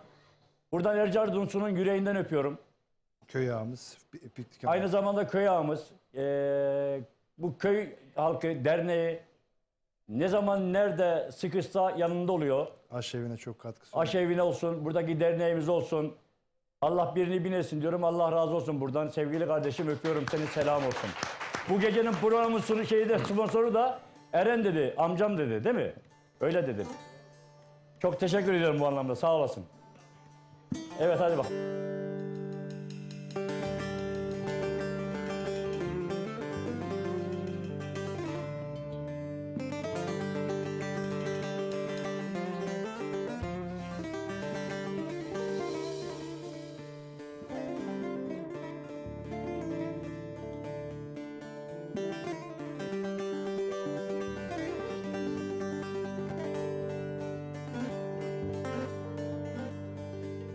İde çiçeğine de dilek diledim Gürcüm ben ölem.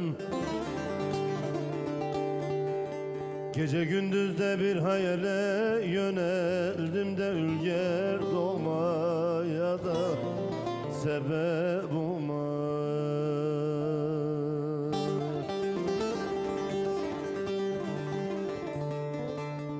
Kimsenin malında gözüm yoktu, gözüm yoktu. Yavrusuyla çift gezene şunardım da ülger doğmaya da sebep olmaz.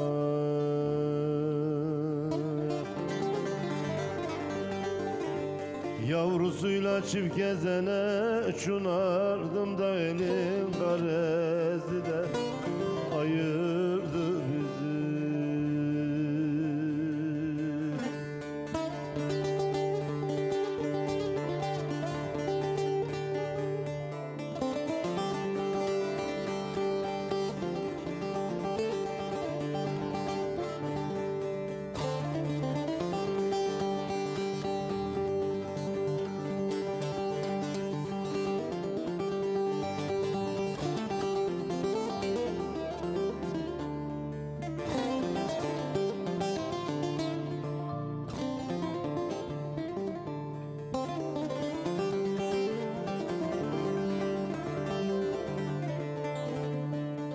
Aşağıdan gelir de oyar gülerek, oyar gülerek.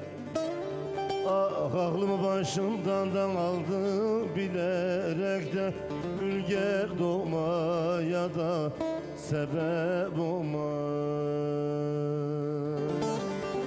Elinde mendili de terin silerek de ülger doğmaya da sebep olmaz.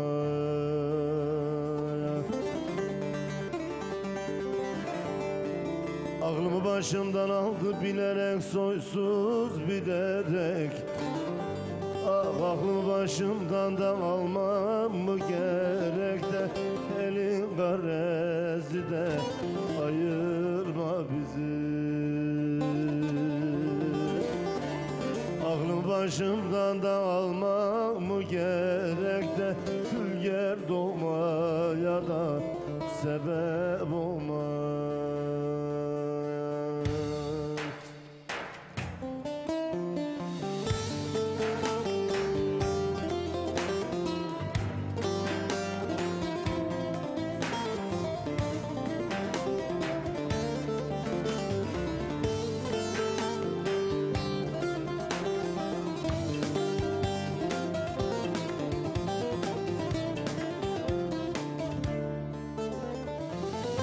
Ne zalim avcısın, sinemden vurdun.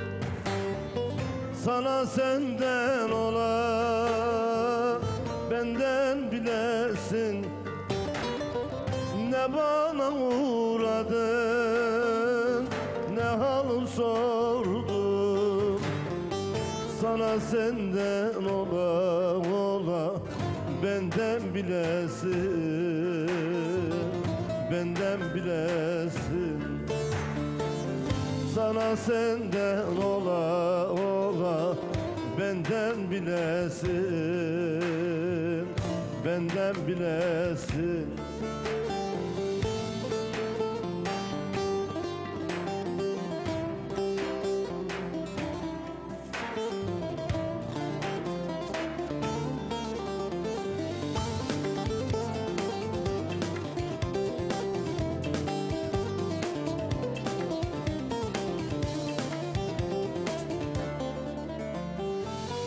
O yağmur yerine dolular yağar, koyun kuzu ile dağlarda kalar. Perişan olasın zalım, dönesin bana. Sana senden ola ola, benden bilesin, benden bilesin. Sana senden ola ola, benden bilesin, benden bilesin.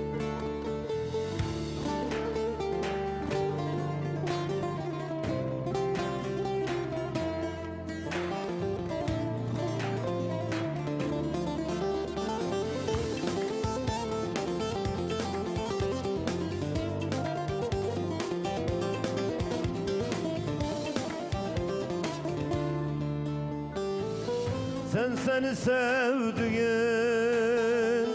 görmem aynada, hakkım olsun alan gerçek dünyada. Sen ki kızıltığı koyma meydanda. Sana senden ola ola, benden bilesin, benden bilesin. Sen ki kızıltığı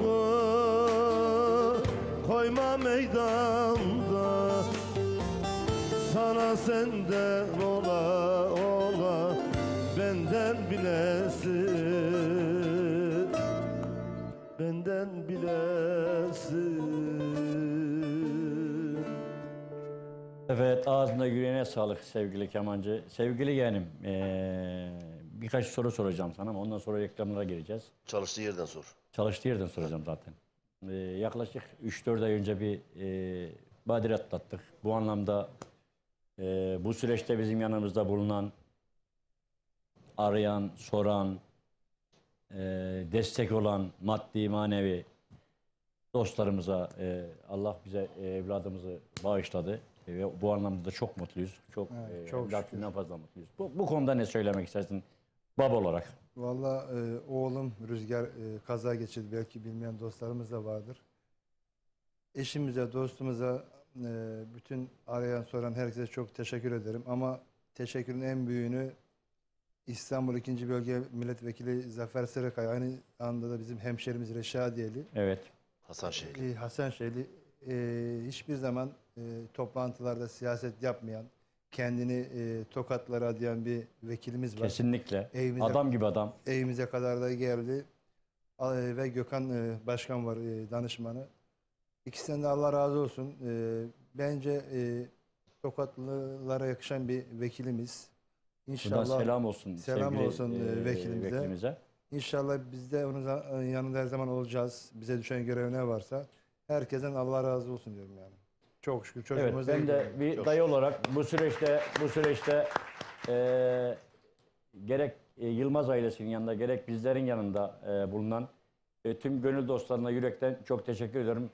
Allah hepinizden razı olsun diyorum sevgili dostlar. Kısa da bir reklam arası diyorum.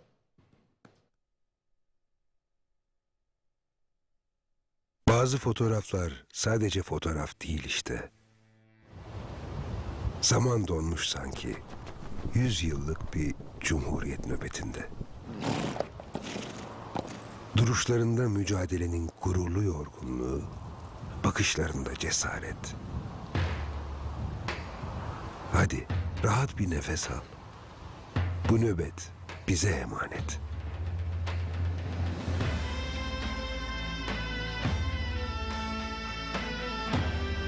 Dizler yama, ayakkabı delik, aç susuz yollar aşarak kurtuldu memleket.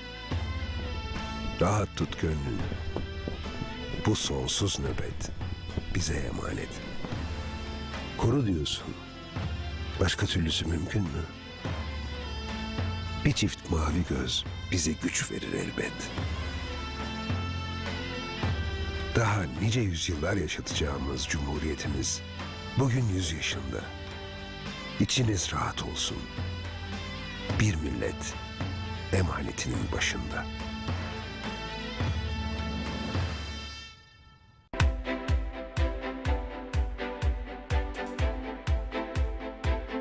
Hazır mıyız 100 yılın kampanyasına?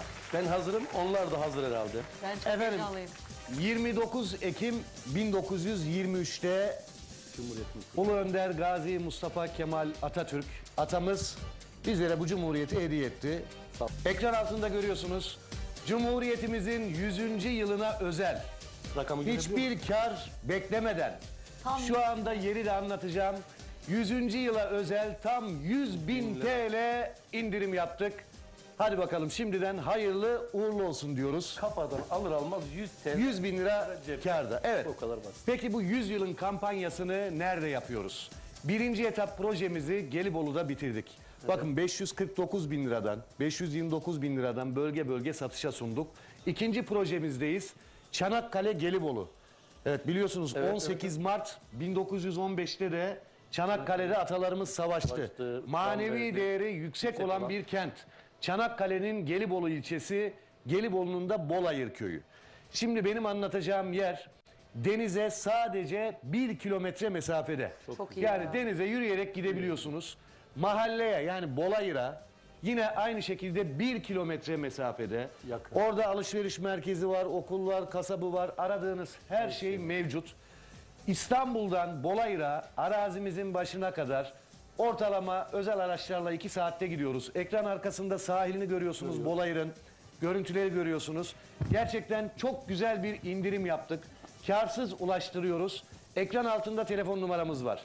549 bin lira yerine Cumhuriyetimizin 100. yılına özel şok kampanya 100.000 TL indirimle hiçbir kar gözetmeksizin herkes de bir yer sahibi olsun diye 29 Ekim Cumhuriyet Bayramı'na özel 449 bin lira ve hatta tapu masrafı da almıyoruz. O da hediyemiz. Yani orada şu anda bizim sevgili izleyenler 40 parselimiz var. 205 metrekareden başlıyor. Şunu da hemen belirtiyorum. Yerlerimiz imarlı. %20 konut imarlı. Temelden 40 metrekare 2,5 kat inşaat yapabilecekler. Üste çıktıkça Evet, gelişiyor. evet. Şu anda ise ister bungalov ev, ister prefabrik, ister tin house bunları da oraya koyabilirsiniz. Hobi bahçesi yapabilirsiniz. Hemen yanında Datça Gözdekent sitesi var, villaları var. Yaklaşık 10-15 tane villa var. Ana yolun hemen kenarında. Otobana sadece 500 metre mesafede. Bak otobana yani Avrupa otoyoluna 500 metre mesafede. Arazinin başına kadar arabadan inmeden gidebiliyorsunuz. Hani böyle gidip biz traktörle götürelim uzak değil. Asfalt yolda hemen iniyoruz. Hemen yanında. Yani asfalt yola cephe kıymetli izleyenler. Elektriği mevcut, suyu mevcut, kanalizasyon mevcut. Aradığınız her şey mevcut. Evet bu da Cumhuriyetimizin 100. yılına özel şok bir kampanya. Bu kampanyayı biz de ilk defa yapıyoruz. Peki biz ne zaman gidebileceğiz oraya? 40 parselimiz var. Şu anda ekran altındaki numarayı arayanlar, rezervasyon yaptıranlar 1-0 önde. Gittiği zaman zaten mutlaka beğeneceksiniz. Etrafı komple telle çevrili. Komple çevirdik. Yollara ayrılmış vaziyette. Yani taşlar döküldü. Denizini göreceksiniz. Bakın Saros Körfezi. Bir tarafında Saros Körfezi, bir tarafında deniz. Saros Körfezi'nde ben açıklamak istiyorum. Kendi kendini temizleme özelliğine sahip. Körfez pırıl pırıl. Biz bu hafta da gittik. İnsanlar yüzüyor. Sahili muhteşem, kumsalı muhteşem. Sadece gelin görün ve bu fırsatı değerlendirin. Orhan Bey'in de dediği gibi bugün aldığınız takdirde yarın 100.000 TL kârdasınız. Ve bizim daha öncesinden verdiğimiz yerler o kadar değer kazandı ki bak %300, %400'ler kazandı. O kazançtan hariç hani derler ya alırken kar etmek. İşte bu daha bundan güzel. Ücretsiz servisimiz var. Sizlerden ricamız. Şimdi hafta içi götürmeyeceğiz. Bunun kararını verdik. Çalışıyor insanlar çünkü. Şöyle hani ya gerçekten böyle hep birlikte gidelim. Kime niyet, kime kısmet olsun. Hani böyle önden ya yarın ben gideyim yok. Yarın götürmüyoruz. Normalde her gün servisimiz var. Biz bunu şöyle değerlendireceğiz. Cumartesi ve pazar olmak kaydıyla siz hangi gün müsaitseniz. Cumartesi ise şimdi ekran altındaki numaramız 0212 486 39 çift 0'ı arayın. İsminizi, soy isminizi belirtin. Beylikdüzü'ndeki ofisimizden servisimiz saat 11'de kalkıyor. Kahvaltımızı yapıyoruz. 2 saat gibi vakitte gidiyoruz. Sunumumuzu gerçekleştiriyoruz. Geliyoruz ofisimize, sözleşmemizi yapıyoruz. Yerinde görüyorlar. Yerinde görüyorlar ve yerinden sonra da hani biz diyoruz ya 1 kilometre. Arazimizin başından hemen sahile götürüyoruz. Sahili de gösteriyoruz. evet. Yani bizim anlattığımız her şeyi orada görebileceksiniz. gözlerle gör- Etrafı komple çevrili. Elektrik, su, kanalizasyon bunların hepsi var. Bunlar çok önemli. Altyapı çok Ve önemli. otobana çok yakın. Olması Yani çok önemli. ya şöyle hani bir arabamız vardır böyle arazilere girersin araba zarar görür. Girmez. Böyle bir endişe yok. Tabii. Yani asfalt yol otobandan çıkıyorsun otobandan çıkar çıkmaz 500 metre ileride hemen arazimizi görüyorsunuz. Hemen arabacımızı park ediyoruz. İçeriye giriyoruz sizlere gösteriyoruz yolları ayrılmış. Bu anlattığımız her şeyi orada göreceksiniz. Eğer ki çocuklarınızı düşünüyorsanız, geleceğinizi düşünüyorsanız bu birikiminiz varsa hiç kaçırmayın diyorum. 100 yılın kampanyası iddia ediyorum. İstediğiniz yere sorun. Bu fiyata bulma şansınız sıfır. Açık söylüyorum 549 bin lira. Evet yani 549 bin lira değil 29 Ekim Cumhuriyet Bayramı'na kadar 29 Ekim tarihine kadar geçerli 40 parselimiz var. Yani bugün aradınız hafta sonu cumartesi pazar kaç kişi gelir bilmem. Kaç kişi gider, Hani kime niyet kalır kime mı, kısmet kalmaz kime mı? nasip Evet. bilmem. Bugün o paraya bir Ama yani kötü bir araba bile yok o paraya. yok harbiden. Kötü bir araba bir bile yok. telefon şu anda 100 bin lira olmuş. Evet. Aynen Bir öyle. telefon 100 bin Aynen, lira. 100 bin lira. Yani 4 tane telefon parasına sen Arsa. bunu yapacaksın. İkincisi gurbette olan bizi izleyenler. Belki o zamana kadar izin alıp gelemeyebilirsiniz. Gurbettekilerimiz de Gelibolu'nu çok severler. Hani o bölgeleri çok severler. İşte Ben Almanya'dan, gittim, gördüm, çok Fransa'dan, güzel ama. Hollanda'dan, işte Danimarka'dan, İsviçre'den, İsveç'ten bizleri izleyenler varsa mutlaka yakınlarınızla irtibata girin. Gelsinler, görsünler, vekaletinizi verin. Hemen tapunuzu sizin adınıza o vekaletle Gelibolu Tapu Dairesi'nde yaptıralım. Bu fırsatı kaçırmayın. Çünkü bir ay sonra yani bu 40 parsel bittikten sonra biz normal fiyatımıza Fiyatlara döneceğiz. bir şekilde döneceğiz artık. Bu sadece tekrar söylüyorum. Cihat Bayram kardeşimle benim bir projem oldu. Ya Cumhuriyet bize hediye edilmiş. 100. yılını kutluyoruz. Biz de dedik ki yani bu kampanyayı hediye edelim. Yani bunu yapalım dedik. Bu anlamda da Selahattin Bey kırmadı bizi. Önümüzü açtı. Sağ olsun. Çok teşekkür ediyorum ben kendisine tekrardan. 0212 486 39 0 bizim numaramız. İnşallah. 100. yıla istinaden 100.000 TL indirim Ekin Gayrimenkul'den sizlere hediye. Güzel mi kampanya? Yani herkes çok güzel. bekliyordu. Beni Çok arayanlar oldu. 20-30'da ne olacak diye. Nasıl bir kampanya söylemedim. Herkes dedim ekran başına geçsin. Ben bunu orada anlatacağım. Yani bunun da sevinci içerisindeyim. Evet. Gerçekten çok heyecanlıyım. Yani güzel bir fırsat, güzel bir kampanya. Yani burada 40 kişi şu anda bizleri izleyen belki 10 bin kişi var, 100 bin kişi var. 100 bin kişi içinden belki 1 milyon kişi var. Evet. Bu kadar kişi içinden 40 kişiye kişi nasip olacak. Anladım. nasip olacak. Ama işte niyet hayır, akıbet hayır. Önce bir adım atmak Evet. lazım. Evet. Önce bir aramanız lazım. Toprak altındır her zaman. Tabii müsait olmanız lazım. Randevunuzu verin, asla vazgeçmeyin. Cumartesi ise cumartesi. Yani siz almazsanız öbürü alacak orayı. Öbürü almazsa öbürü alacak. Orası bitecek. Başka bir alternatif yok. Yani Çok yok, hiç bir kimse parça. kimseye durduk yere 100 bin lira vermez. Ya biz de veremeyiz. Ama biz sadece aldığımız fiyata bu aya has böyle bir şey olsun dedik. Cumhuriyet'in 100. yılında. Çok güzel. Şu anda bizim yaptığımız size bir jest. Size bir hediye. Bu hediyeyi de değerlendirmek sizlerin elinde.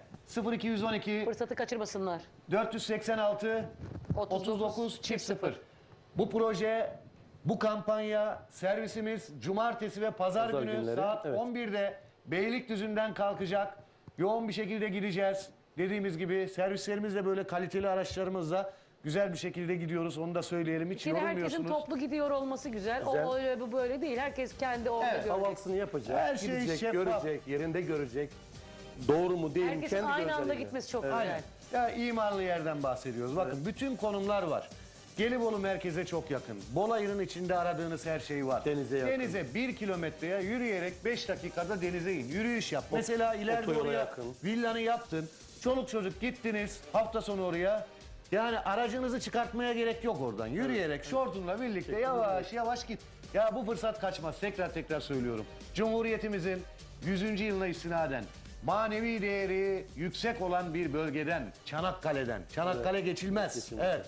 18 Mart Çanakkale Zaferi biliyorsunuz 1915'te Çanakkale Gelibolu'da, Bolayır'da muhteşem konumda. Evet, dediğim gibi hemen villaların yanı başında, etrafı çevrili, herkesin yeri belli, ana yolun yanında, otobana 500 metre mesafede, denize 1 kilometre mesafede, İstanbul'a 2 saat mesafede. Bu kadar kolay. İstanbul'da bir yerden bir yere giderken trafik derdiyle uğraşıyorsun. Ama burada hiçbir trafiğin yok. Geçiyorsun abicim otobandan, yola çıkıyorsun, maksimum 2 saatte oradayız. Hemen tapu var. Tapu masrafı da bize ait. O da hediyemiz olsun. Mesela geldi, pazar günü beğendi. Pazartesi günü girişlerimizi yapıyoruz. Bu girişlerden sonra salı, çarşamba, perşembe o hafta içerisinde tapunuzu alıyorsunuz. Ondan sonra artık bungalov evinizi mi koyarsınız? Çoluk çocuk gidip hafta sonu tatil mi yaparsınız? Benim en büyük hayalim deniz kenarında bir yerimin olması. Ya yazın bir de şu da var. Arazinin başından denizi görüyorsun. Çok güzel. Yani hani bir engel yok. Orada arazide duruyorsun böyle.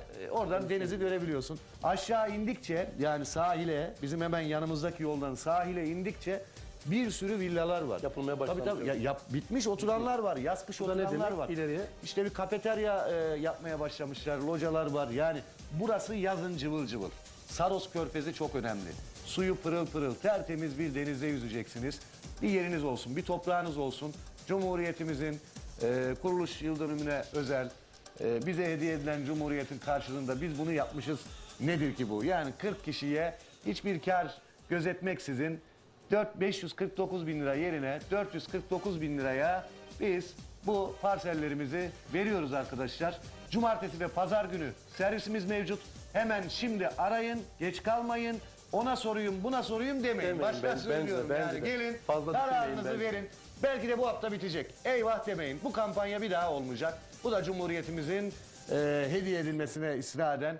Evet, 100 yılın kampanyası dediğimiz kampanyamız işte buydu. Gelibolu'da imarlı 449 bin lira, 100 bin TL indirimli. Telefon numaramızı veriyorum. Aramak, takdir sizlerin, adımı atın, gerisi bizden. 0212 486 39 00. 0212 486 39 00.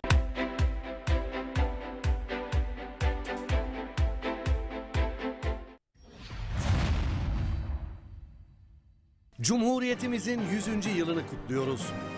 29 Ekim Pazar günü İstanbul'da yapacağımız Cumhuriyetimizin 100. yılı kutlamasına tüm hemşerilerimizi davet ediyoruz. Sunuculuğunu Bedrettin Güneş ve Ramiz Özmen'in yapacağı etkinliğimize katılan sanatçılar Yaşar Güç, Şükrü Cömert ve Sevda Gül. Etkinliğimiz 29 Ekim Pazar günü saat 19'da Küçükköy Boy Wedding Park Davet Salonu'nda olacak ve Ekin Türk TV'den canlı yayınlanacaktır. Efendim selamlar herkese. Günlerden cumartesi saatlerimiz 18 ve Mahpushane Ranzaları programı şu an itibariyle başladı. Bizleri ceza infaz kurumlarında izleyen kader mahkumu arkadaşlar, evlerine misafir eden kader mahkumu arkadaşlarımızın yakınları, aileleri. Hepinize selamlar olsun. Hemen mektuplarımızla başlıyoruz arkadaşlar. Bazen üzülüyorum sana hayat. Kötü insanları barındırdın. Emrah Binici'nin hazırlayıp sunduğu Mahpushane Ranzaları programı her cumartesi saat 18'de Ekin TV'de sizlerle. Sana hayat, var olduğun gibi yok olacaksın. Şunu anladım ki hayat, sen başıma belasın.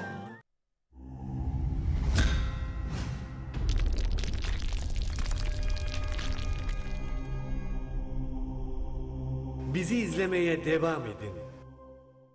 Evet sevgili dostlar, yine reklamlardan sonra sizlerle beraberiz. Bu akşam yine birbirinden güzel değerli konuklarım vardı. Sevgili Kemancı Hüseyin ve sevgili Toklarköy Dernek Başkanı Murat Yılmaz ve Toklarköy halkı buradaydı. Yavaş yavaş programımızın sonuna geldik. Haftaya görüşmek üzere diyorum. Sevgili yönetmenimden ben şu alt bantlarımı bir daha rica edeyim. Bir kez daha teşekkür edeyim. Evet, özel kağıtçılık sevgili İlhami Özel Başkanıma buradan çok teşekkür ediyorum. Asil Ambulans sevgili Samet Öztürk'e buradan çok teşekkür ediyorum. Sağ olsunlar, var olsunlar diyorum. Bizleri izleyen şu anda Mehmet Gürgen, Ali Gürgen izliyorlar. Onlara da kucak dolu selamlar, saygılar. Bizleri her kimlerde izliyorlarsa gönül dostlarıma buradan kucak dolusu sevgilerimi, saygılarımı gönderiyorum. Sevgili dostlar, bize mesaj yoluyla destek veren, izleyen tüm dostlara teşekkür ediyorum. Bizlere bu ekranları açan, yine her zaman söylediğim gibi Ekin gayrimenkul katkılarıyla bu programı yapıyoruz. Sevgili Selahattin Bayram'a, Cihat Bayram'a, Mücahit Bayram'a, kıymetli müdürüm Emrah Binici ve Ekin TV ailesine, yapımda ve yayında emeği geçen herkese sonsuz teşekkürlerimi gönderiyorum. Bu akşam bizlerle olan sevgili Emre'me, Salih Tutlu'ya çok teşekkür ediyorum. Tutlu ailesine de buradan kucak dolusu selamlar. Senin adını değiştireceğim. Tutlu ailesine kucak dolusu selamlar gönderiyorum. Evet Kemancı, hoş geldin, sefa geldin sevgili dostum. Allah'a ısmarladık. Allah'a ısmarladık. Güle güle. Ben vedalar sevmiyorum. Öncelikle en başta da söylediğimiz gibi Cumhuriyetimizin 100. yılı kutlu olsun diyorum. Pazar akşamı da zaten İkitel'de salı günleri sağladığımız mekanda Cumhuriyet balosu, Cumhuriyet kutlaması yapacağız. Bayraklarınızı kapın gelin diyorum. Evet başkanım. Ağzınıza sağlık. Kardeşlerimin emeğine sağlık. Hüseyin abi seni seviyoruz. Sen bizim canımızsın. Buraya katılan üyelerimize, abilerimize, annelerimize, eşlerimize çok teşekkür ederim. Katılmayanlar da başka zaman bekleriz diyelim. Evet ben de o temenniyle programı kapatıyorum. Evet yüzünüzden gülücük, yüreğinizden sevgi, evinizden huzur, cebinizden bereket eksik olmasın diyorum. Allah'a emanet olun diyorum. Haftaya Cuma günü saat 22'yi gösterdiğinde görüşmek üzere diyorum. Hoşça kalın diyorum. Ve sözü Kemal Hüseyin'e bırakıyorum. Haydi bakayım.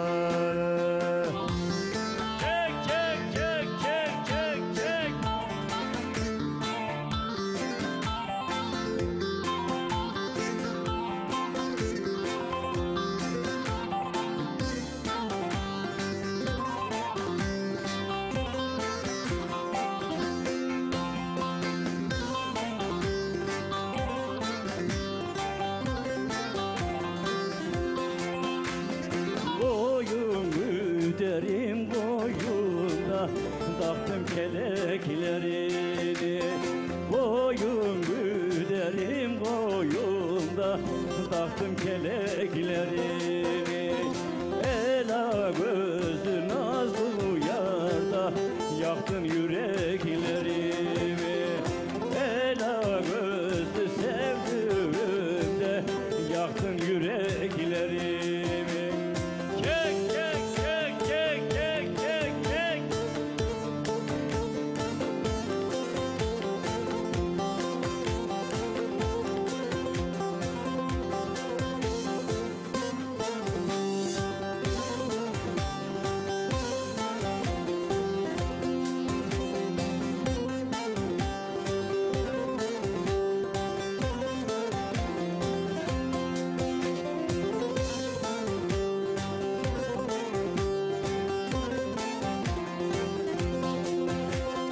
Yağmur yağar inceden de düşündürür reçberi.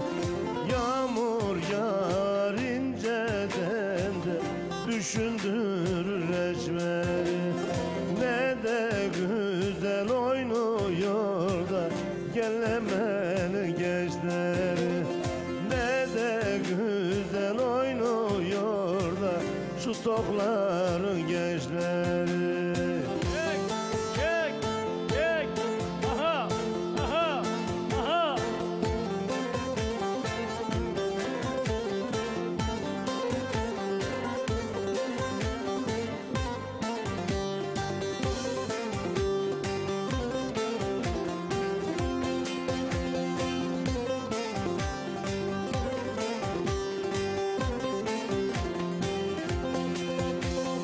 Hey yaylalar yaylalarda, yaylalarda duman var.